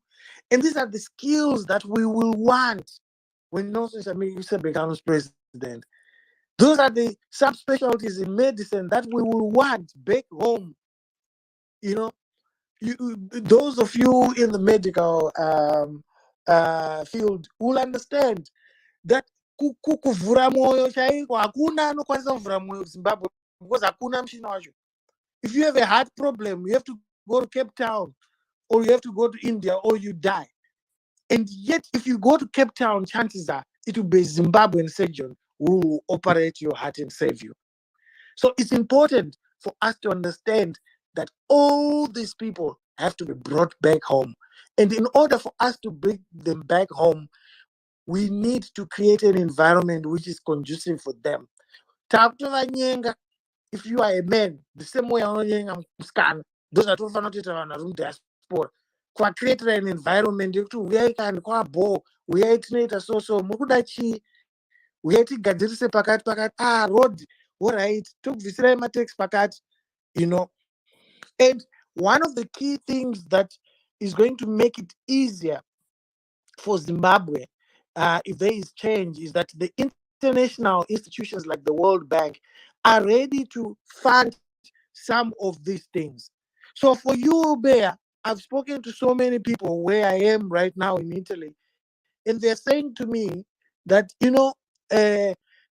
if you have got an engineer, if you have got road engineers, when I was coming from Leicester, I was driving, Lance Gumos dropping me, and we were on the M1. And that motorway, M1, the engineers, some of them are Zimbabwean. So what you can do there is you can have a program with the World Bank where you say we want to bring these engineers. Hopefully you'll be dealing with those issues of zinara yakaiswa kuti pabiwe mari. If you can bring those engineers back home, the World Bank is prepared to say, okay, how much were you earning in England? I was earning maybe £6,000 a month. And they will say, okay, we'll make your salary, work in your country of birth, Zimbabwe, for the next 18 months. Because there's a lot of training that needs to be done as well. Because as I said, our skills are depleted. Work in your country of origin for 18 months and the World Bank will assist you. Those are the things that President Hichilema is doing right now. My owner just charamba achiseka patwitter vari kutorwadziwa because ivo vaizvida vakanzi aiwa tangai mamira repression. So it's important for us to understand that there are so many skills out there that we might not have the money to bring them back, but we can bring them back working with international institutions like IMF, the World Bank. They will say if it's a developmental program, if I can bring heart surgeons to Zimbabwe, 10 of them, and they are Zimbabwean, the World Bank and an IMF are prepared to say, okay, we will fund money to get these machines running because everybody wants to see Zimbabwe working again. Everybody wants to see Zimbabweans staying in their country, getting healthcare in their country. People do not want to see Zimbabweans suffering the way we are suffering. So, it's these are things that I want the diaspora to think about. And when we do another space, maybe next week or next week, but one we can do them maybe fortnightly. You can decide what you want. We, we can answer some of these questions to say, okay, this is possible. Like I was explaining to you with the ZBC thing, I went through the World Bank, and I went to the partners who could bring money on board, and I said this money can be housed at the World Bank. So the World Bank becomes the manager of that project, and that can happen in health, that can happen in schools, that can happen in key areas, especially in social welfare, where it involves the sustenance of life. And I always talk about maternity theaters. We only have one maternity theater working at Harare Hospital. It was built by Ian Smith.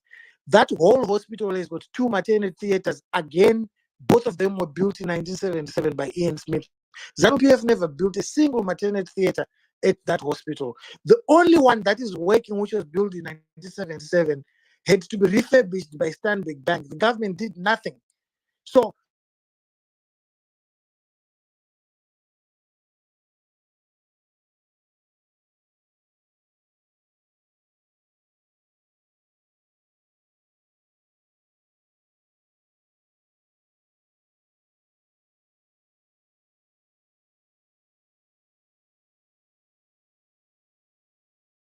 $7,000 US. Okay, no, that's fine. We can answer any questions for any city. In my other role, I superintend our mayors. So we can answer. I can answer for all the cities. We control almost all the cities as Triple C in terms of the previous results. So the Chinese, we need to be careful about how we speak about the Chinese investment. Not all Chinese investment is bad. For example, they did our waterworks for Morton Jeffries. Remember, that is a plant that was built in 1957. The only major investment that was done to refurbish that waterworks was done by the Chinese. So to enable us to be able to increase our capacity to to an installed capacity of 700 megaliters per day, which we can reach should we get the issue of chemicals on board. And they are going to be, and they will be investing in Zimbabwe in a big way. I was talking about the steel plant just off Mvuma. That's one of the biggest steel plants in Africa that they are going to be investing in Zimbabwe, and they have a lot of money that they can give once the politics is right. Believe you me, they are also concerned about the issues of rule of law, politics, and the investment laws. So there is so much space for Chinese investment in certain areas as long as it is proper and it is coming from institutions. Then there is bad Chinese investment that you're talking about, which maybe is based on individuals that are not very scrupulous. The type of investment, the building of bricks, making of bricks, environmental degradation, exploitative behavior, and so forth. That is a policing issue, and we as the city, together with other governmental agencies and the cooperation of the Chinese embassy, we need to deal with these issues. head on and to come up with mechanisms to stop the exploitation of our people and cannibalistic investment, which is there simply to strip and not to enhance either quantitatively or qualitatively. I see Jessica is here, who is the mathematician. I hope I got it right. But anyway, we've got to be very careful about how we identify it. There's good and bad investment, and we have room for good Chinese investment that is institutional, that is coming from the developmental banks of China, and some of the big hitters, some of the biggest companies in any area are based in China, and you cannot avoid them when you want to develop your city or the state. And they are in Zimbabwe in a big way. The Kariba refurbishment, the Wange refurbishment, the steel plants. And if we are going to do light rail for for Harare and other cities, they probably are going to be part of the people who would want to invest in dams and so forth, huge infrastructural projects, not cosmetic projects. So we are there. We are willing to get investment, and we're going to stop all these other exploitative investments that basically have no point. Thank you very much. Senior, please go ahead. Thank you, Derry Hope. Good evening, everybody. With all due respect, Your Worship, the Mayor, and all the protocols observed. I've got a number of points, and thank you, Derry Hope, for this platform. The issues of Zimbabweans in the diaspora. There's a lot of skilled people in the diaspora. I would like to ask the Mayor about the parking system. Would wish as the people in the diaspora to see it improve. And on that note, what lessons are there for the other councils from the Bulawayo city council's parking system and the problems or whatever the bickering? We don't have enough details, but it's as if maybe it's bad or what from the sentiments of the people, or it's good. How good is it? And how can we compare it with other cities out in the world, and how can we implement it in other cities, maybe in Harare, or improve it to be homegrown? Then the second one is you talked about Mayor. You talked about the Twitter angle for the traffic. May I add something that maybe people when they are in the city, they can report certain things to the traffic department. In Tempe, let's say somebody has left their car, it's parked in the middle of the street. Somebody takes a photo and sends on that angle as a reporting. Then the city traffic police can act on that. On that note, at the same time, maybe there can be a call center which can be developed. People in the diaspora, they've seen city council call centers operating, and they help you as the mayor to know what is happening.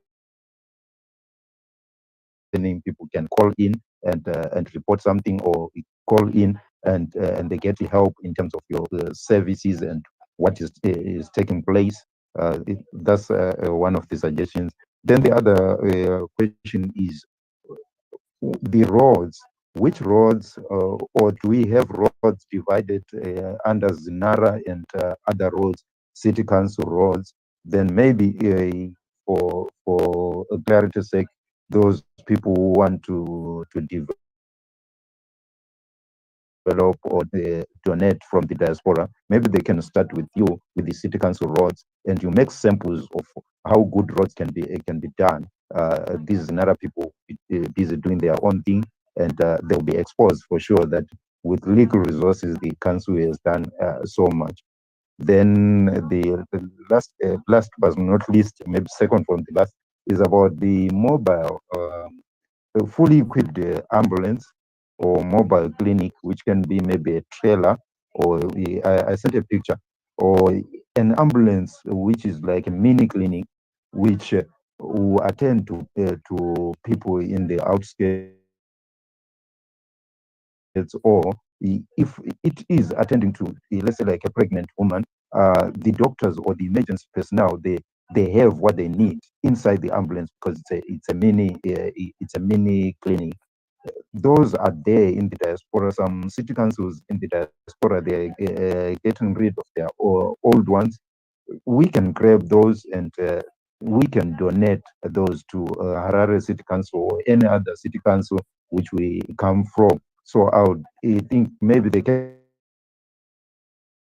can be a mechanism to say this is how they can be channeled and brought in as donations for the medical department, in a way that will start to help as we look forward to other bigger projects. Then on the last one is the dump sites. Besides the Pomona, do we have another site that can be used for the time being, and all the cleaning can continue to be done while the Pomona is being sought out? Thank you so much. That was my contribution and questions. Thank you, Lady Hope. Thank you. Thank you very much. Worship. Mayor, please go ahead. Okay, thank you very much. That was a mouthful. Look, for donations, when if they are concerned on medical issues, fire issues, believe you me, we can get them in.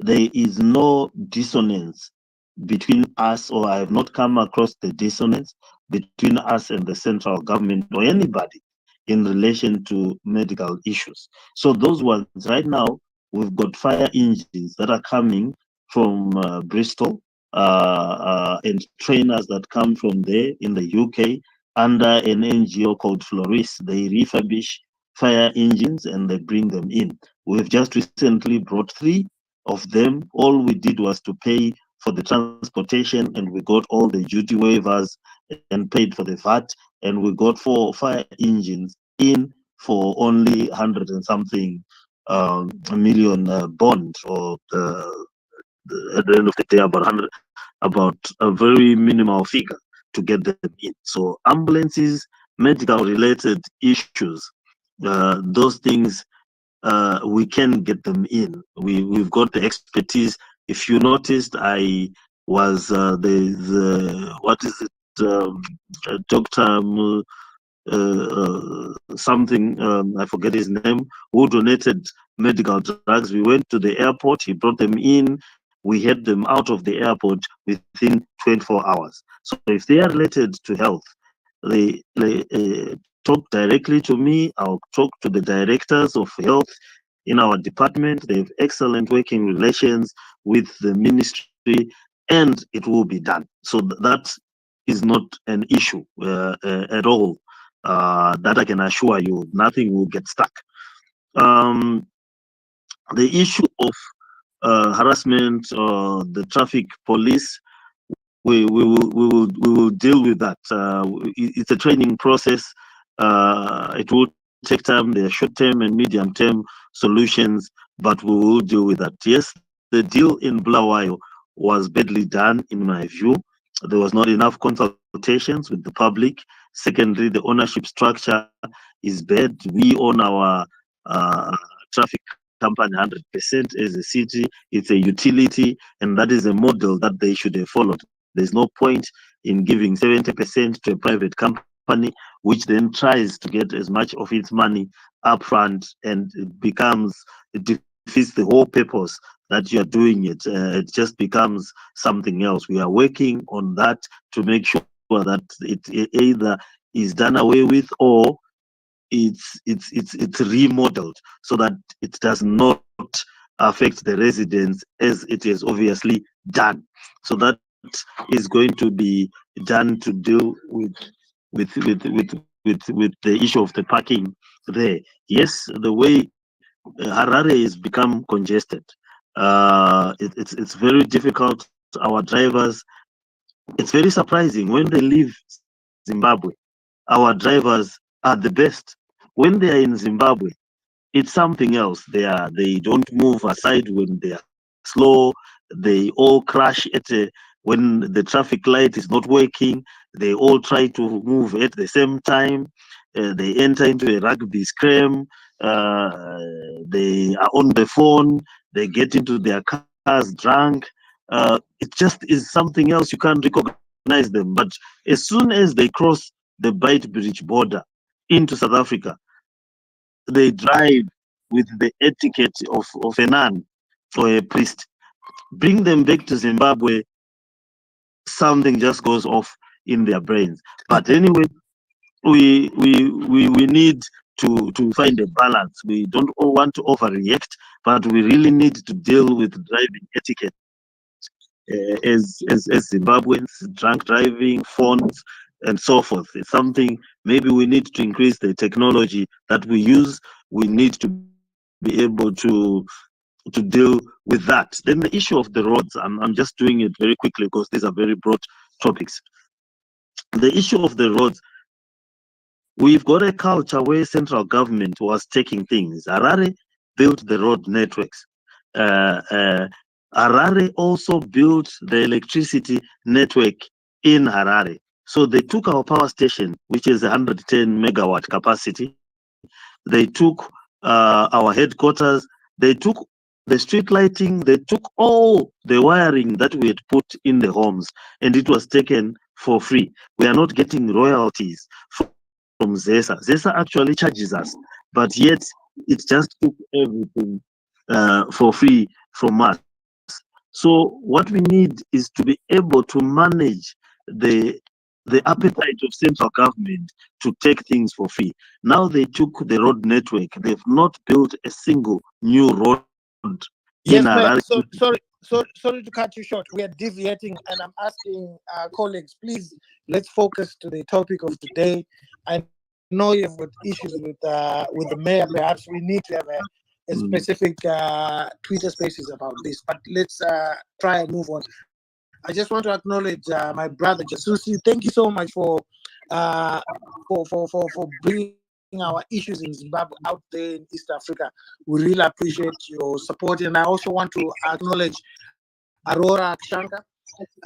She's an audit coordinator for the United Nations Development Program, and she also 2021 challenged the Secretary General for that post in the United Nations. Thank you so much for listening to our issues, and we hope that one of these days you can come along and you can contribute. There's a lot that we can learn from your vast knowledge. So moving on, Weli Seka, please go ahead. Thank you, Hopewell, and thank you for your presence again, Mayor of Harare, Honorable Jacob. I was with you in a previous space when we talked to an honorable, whether councillor or somewhere there from Maswingo. And I talked to you. I applaud and I again reiterate your hard work to represent Harare, and you are articulate in doing so.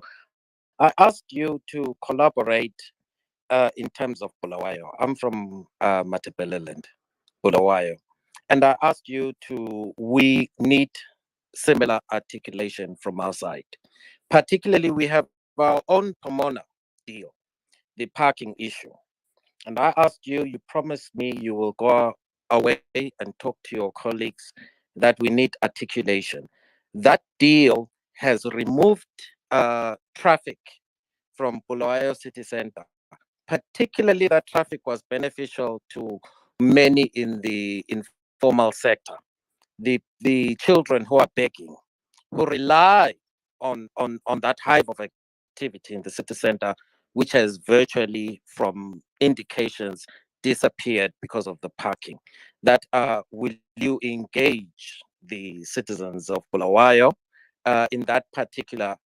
Because if the city does not provide for the ordinary and the weak, why should we have a city for the rich?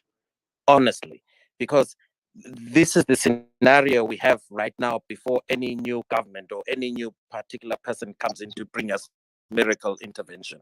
So on that part, you promised me you are going to collaborate and talk to your colleagues either sitting or not sitting or shadowing, whichever it is. I'm not particularly too concerned with the politics on that issue.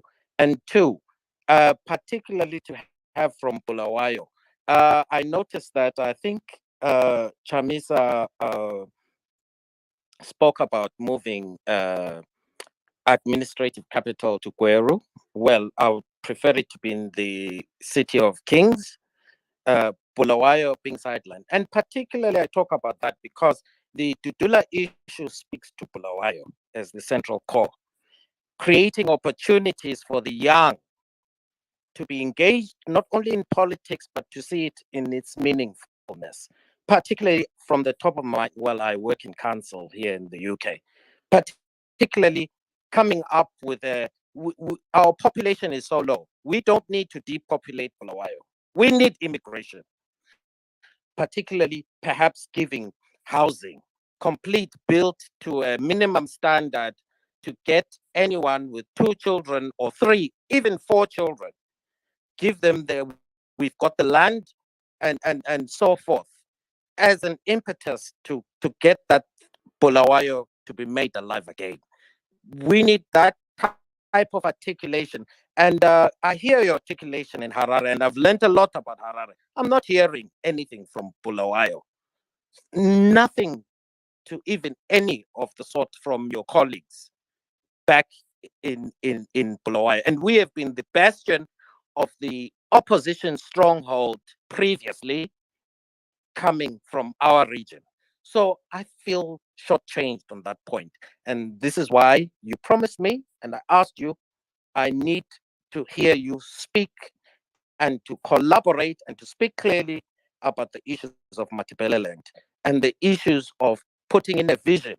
Should all the diasporians in South Africa be shuffled out of South Africa? They need life. They need a vision. And possibly the springboard would be Bulawayo, because that is the majority that they come from. So this is the aspect that is missing from I need to hear for Bulawayo. And unfortunately, I'm fixed on to chase you, Honorable Jacob, because you are articulating through your fights to represent Harare, and now you are almost legitimately the mayor of Harare. So do we need that type of conversation coming from Bulawayo? And we need you to be involved. You are the capital, yes. And maybe depopulate Harare and move them to Bulawayo. We need them. We need that type of economic activity for the hope of us who are also from the City of Kings. And we want rail, everything else, including bringing back our people, should they be forced out of South Africa, to be part of the new Zimbabwe coming from the City of Kings. I need that type to hear that type of thing, Honorable. And I'll hold you to your promise. And I will stalk you, and I'll hopefully engage with you in future spaces when you're there. Thank you, my brother. Thank you. Mr. Mayor. Yes, thank you, my brother. We are engaged by Principal President Nelson Chamisa, myself. I've had conversations. I had conversations with Professor Woshpingwe. I've had conversations with the mayor of Bulawayo. I'm going to be coming down there so that we speak to the citizens, because what we need to do is to put citizens at the center of everything that we are doing. And if something is not at the center of the citizens, we need to move it. And we need also to spell out a vision as to what we want to do with the cities once we get we cross over 2023. But as you are saying, we need to start doing it now. If we are not doing it now, then people do not see it. I've had conversations with the mayor, as I promised. I've had conversations with key stakeholders that I promised. So this weekend and coming week, I will be in Victoria Falls. I will be in the City of Kings to make sure that we engage and consult the people. I've spoken with FIAO, with the stakeholders, the civic society there, in particular about the parking deal and the way forward and how we can adjust it and how we can move it to reflect the people, and also, if need be, all options are on the table. And what is important, like you say, is to articulate a vision for the city that will allow the city to grow. There's a lot of growth in the city of Kings, if you notice. There's a lot of investment, there's a lot of influence from the diaspora, from South Africa in particular, both in the architecture, the design, and the things that are happening in the city. What's left is to attract investment at the appropriate levels, to come up with a niche or areas of investments and a strategic plan that will allow investment to happen. I'm happy with the progress for the Gwai Shanghai Dam, because that dam will be able to deal with the water issues which had crippled the growth and stilted the growth of the city. And once that moves, I know for a fact that the boundaries of Bulawayo are going to move around to include Mzingwani and so forth, and that population growth is going to be an issue for it to be able to catch up with the rest of the country, and to be able to capture the aspirations of the youth, so that they do not see South Africa or any other place as the only option for them, and that we are able to encourage development. But I'll promise you that it's an area that my principal is actively engaged. President Nelson Chamisa, it's an area that I also am actively engaged, and I've also had key conversations with key stakeholders, and we're going to have conversations with people on the ground, because they need to move and they need to push the development in that area. I cannot come from elsewhere and try to force development. We will have to move with the citizens, with the new approach that we are adopting, and the new approach that is being encouraged by my principal. Thank you very much. Jessica. Jessica, can you hear me? Oh, yeah, Hopewell. Hi, can you hear me? Yes, please go ahead. Okay. Thank you so much. So just to give the mayor a little bit of a break, and also just to get to answer, right, in regards to what the topic is, and obviously seeing to it that I noticed that, the mayor and the city of Harare and council issues are always like a very big issue that people want to tackle. However, we also had the medical side of things, and now we've got council staff. I just want to bring in a little bit of a slight deviation, right? But also answering to what is the role of the Zimbabwean diaspora post 2023. So yeah, I'm just gonna make this short, right? Let me start by saying that I think this is a very important space, and I I know that I speak numbers quite a lot, but today I'm just going to probably talk on a high level, especially about financial services sector and the diaspora participation post 2023. Right. So one of the debates that I've always questioned is in regards to the financial markets in Zimbabwe, right? And seeing to it that, there's a lot of talk about it, and I hear a lot of arguments, especially from people. I'm from the opposition, and people from the ruling party side. Whenever you bring up stuff to do with financial markets, they really just talk about stock markets, and then they're telling you about, oh, then they are bonds, and then you you just start to ask yourself, now when you talk of financial markets, is that all that you can talk about? Are we always going to be talking about stock markets and bonds, you know? So I feel there is a massive, massive, massive gap between Zimbabwean financial markets and its financial services in comparison to global markets in general. In Zimbabwe, you'll hear people discussing about one or two bonds, like I said, or initial public offering, or which is like an IPO, or some drastic activity of the same stock the stock exchange, and being that, there's a time when it was ranked in the top 10, and people are saying all you do is oppose, oppose, oppose. So I'm just here to sort of like give a little bit of clarity in regards to that. So whilst it is interesting to say, with the scope of knowledge that people have, right, especially in the financial services, which are perhaps in Zimbabwe the most dominating, because I've been obviously in the financial services in Zimbabwe and worked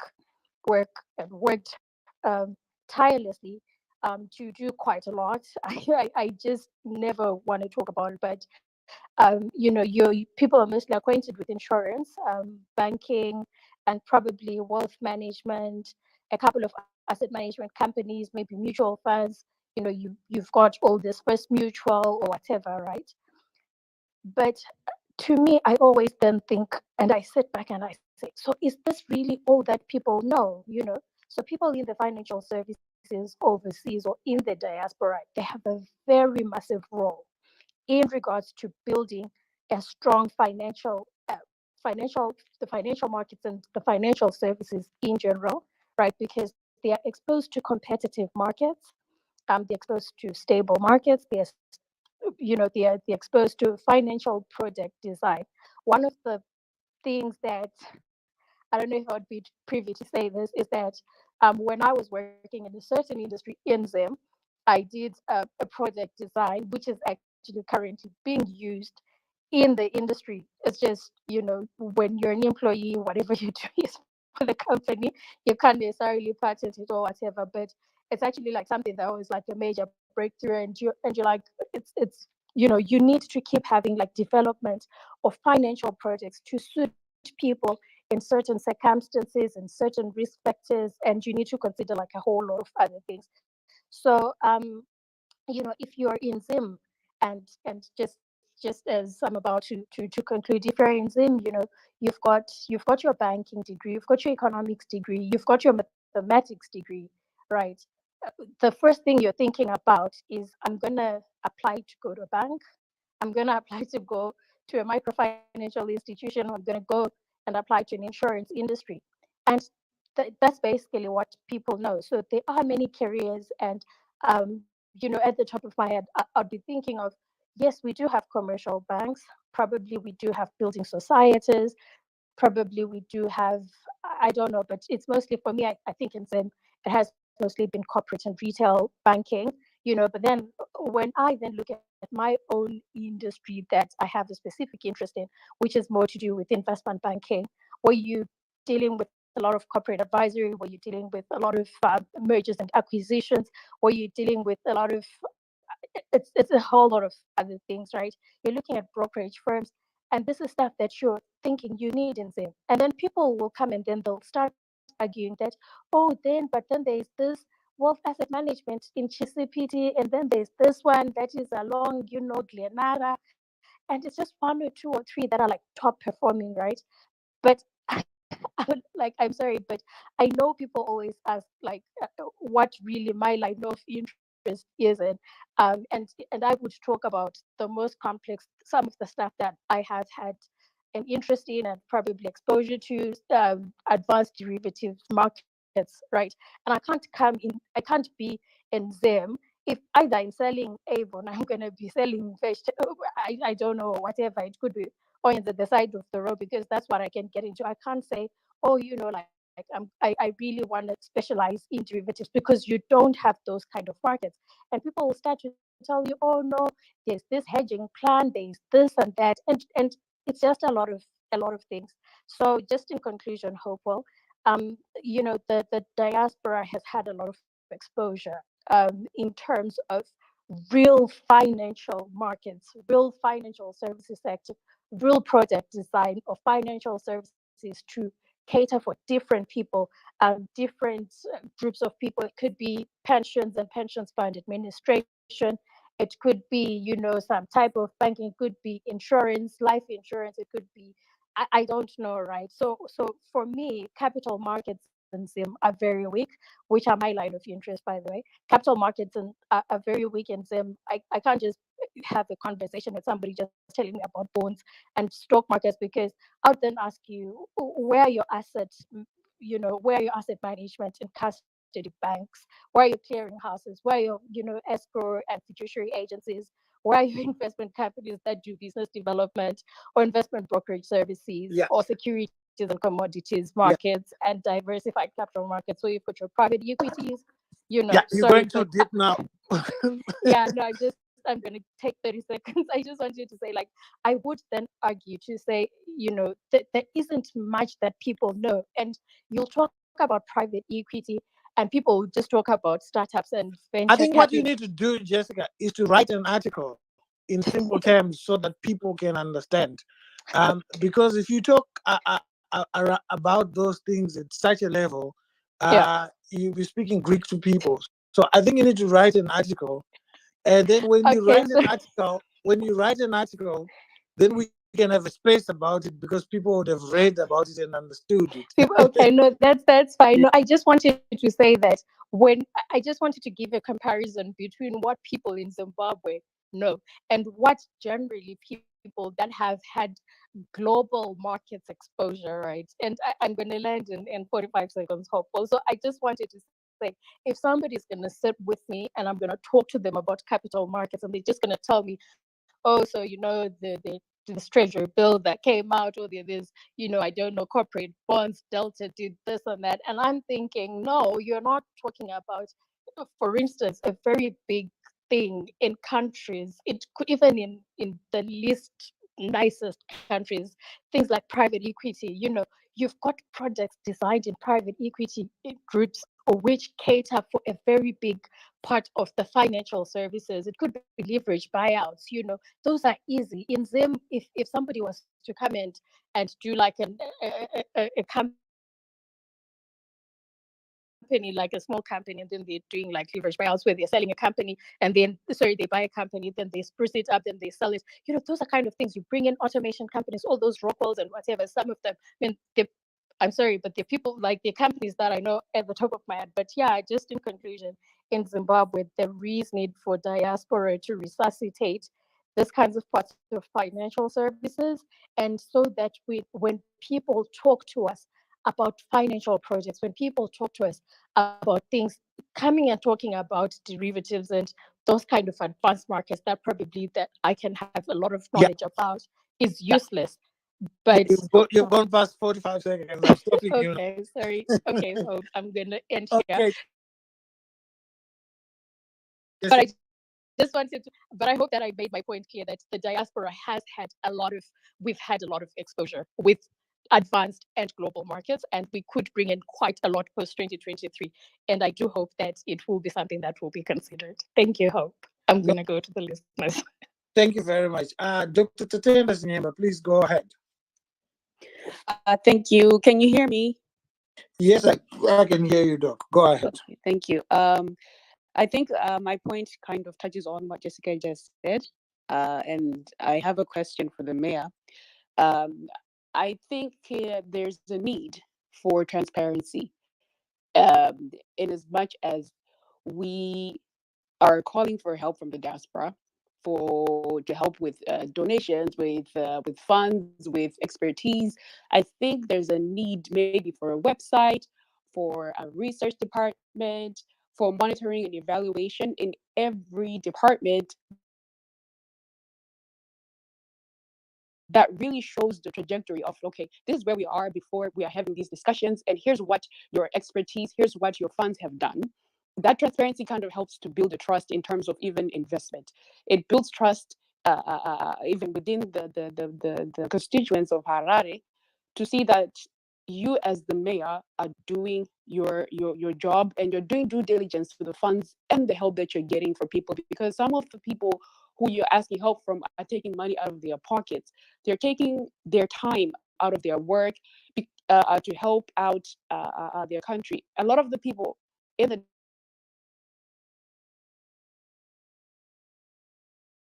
their work through nonprofit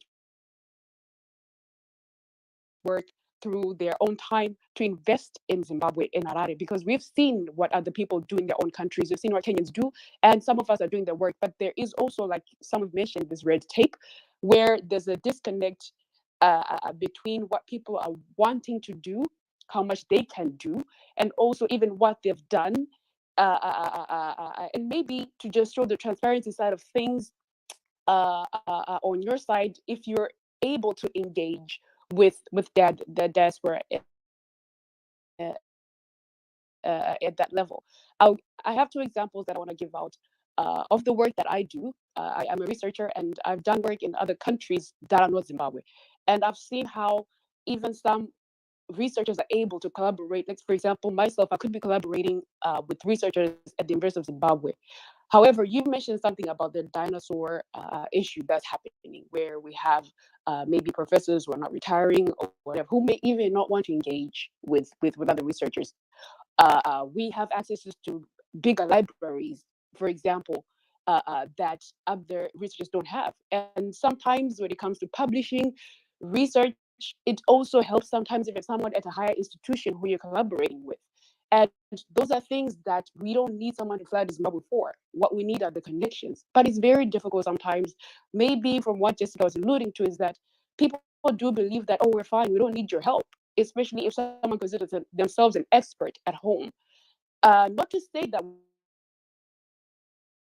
we know more. I think that there's room for collaboration. I myself, I'm in a role for establishing partnerships with African universities, with African departments that work on developing issues, on innovation and research. We're working on that in Nigeria. We are working on that in Rwanda. We're working on that with Kenya. But for some reason, the connection with Zimbabwe is very difficult. You go to the University of Zimbabwe, you can't even reach out to anyone. And these are very simple things where we are lacking. I don't know what you, the mayor, can say to these things where you can bridge the gap. Because we as researchers, we're writing papers about Zimbabwe, we're publishing those papers. They sit in Google Docs, what do you call the Google platform for? Skipping my name right now, or in some, I don't know, a journal, right? We're not using that research to better our city. We're also not engaging researchers for monitoring and evaluation. For example, if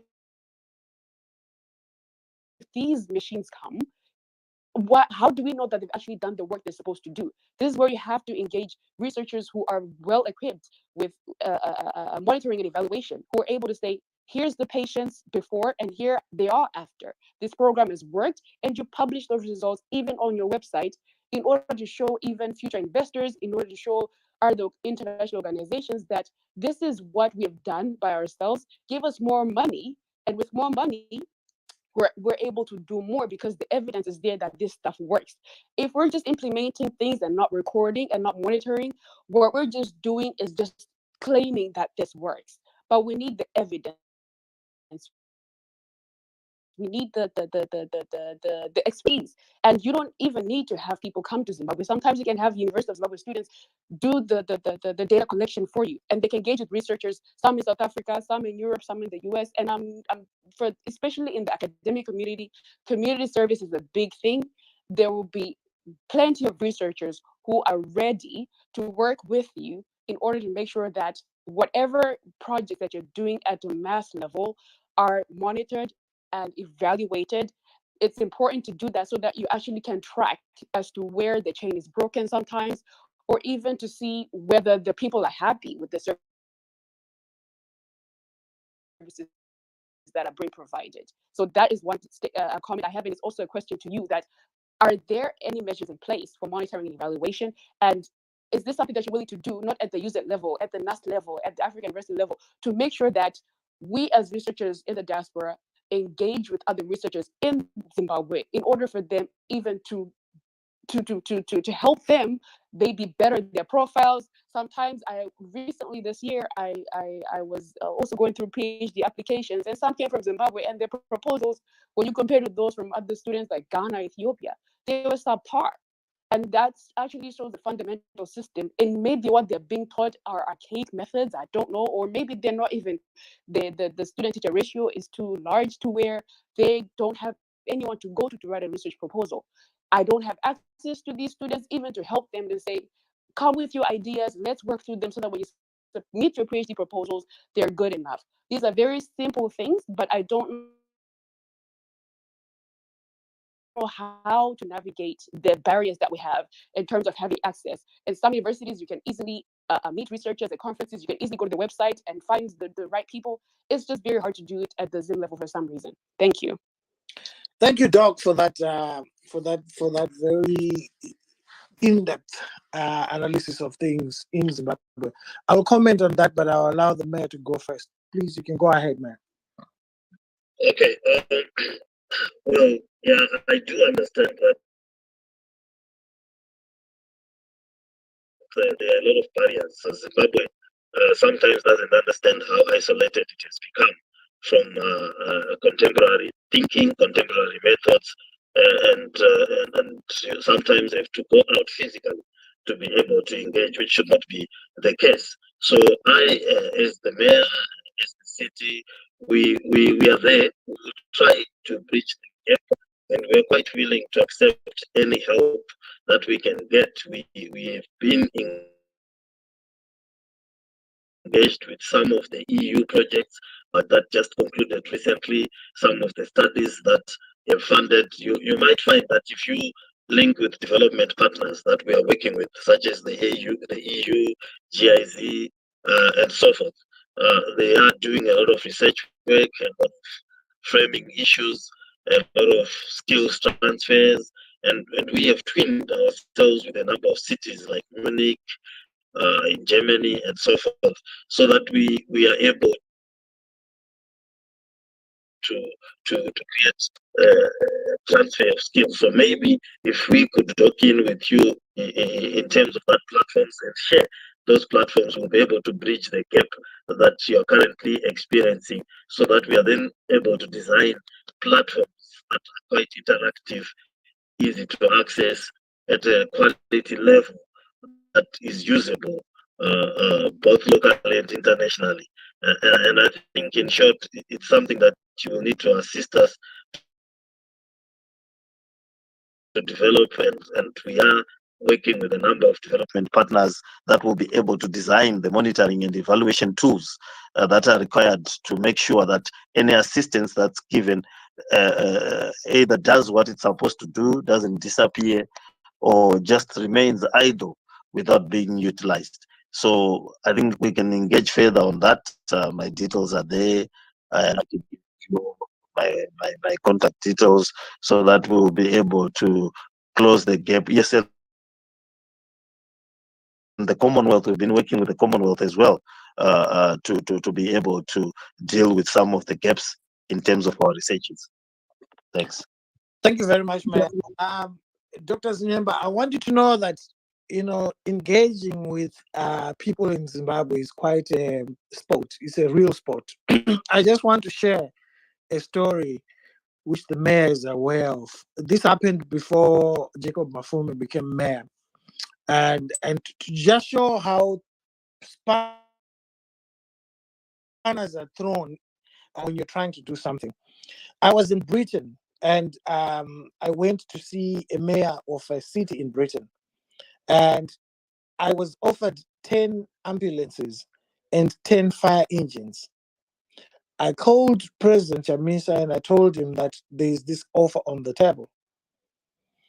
But needless to say, it never worked out because of the infighting between local government and these people that it deploys in cities and the MDC councillors. At that time, there was no triple C, so it was MDC councillors. So 10 fire engines and 10 ambulances for free never came, simply because of infighting. That though utsinye watinawo maZimbabwe tine utsinye to a point where you would rather not have poor people be assisted with an ambulance or business. Right now, they are stealing devolution funds, saying they're buying fire engines. But I got 10 fire engines for free. 10 fire engines for free. But they would rather steal and say we are buying one fire engine for 450,000 US dollars. When I got 10 for free and I got 10 ambulances, and we had arranged with the advocate Chamisa that I said to Advocate Chamisa, leave the freight issues to me. I know that Zimbabweans in England will pay for this freight. And I said to them, this has been given to Harare, but we don't need to give all these things to Harare. We simply say Harare will have maybe 4 fire engines and 4 ambulances. Since the donation is to Harare, then the rest will be given to the other cities. So we'll say if a fire engine goes to Mtare, we'll say Zimbabweans living in England, in the diaspora, who come from Tare, there's a fire engine. It's going to cost X amount to ship it from Southampton Port to Durban and to Beitbridge or to Windhoek, and they will pay. I know Zimbabweans, they will pay for that. If I said I've got 4 fire engines and 4 ambulances today going to Harare, I know that Zimbabweans who come from Harare in the diaspora will pay for that to go. We are good like that. But the people that are in the system back home are cruel. They don't even want anything that is perceived to be coming through government critics, and yet it's meant to save lives. That's how cruel those people are. People were offering donations during COVID, and Obadiah Moyo, the fake doctor who was the Minister of Health, was saying to them, you heard Susan Mutami speaking that they said, you're talking about. That's how cruel they are. They just don't care about the welfare of the people. So you saw the tweet that I posted today. There's a difference between leadership and politicians. And in the tweet, the video, they say Nelson Mandela was a leader who became a politician. Julius Nyerere was a leader who became a politician. But in ZANU-PF, we have politicians. They're not leaders. They're just politicians. All they do is politics. The mayor who's on this call right now has been in prison so many times. And his crime is to try and block corruption, and you get out of the way. You saw what happened to Pomona. You saw that even they waited for him the day he was going to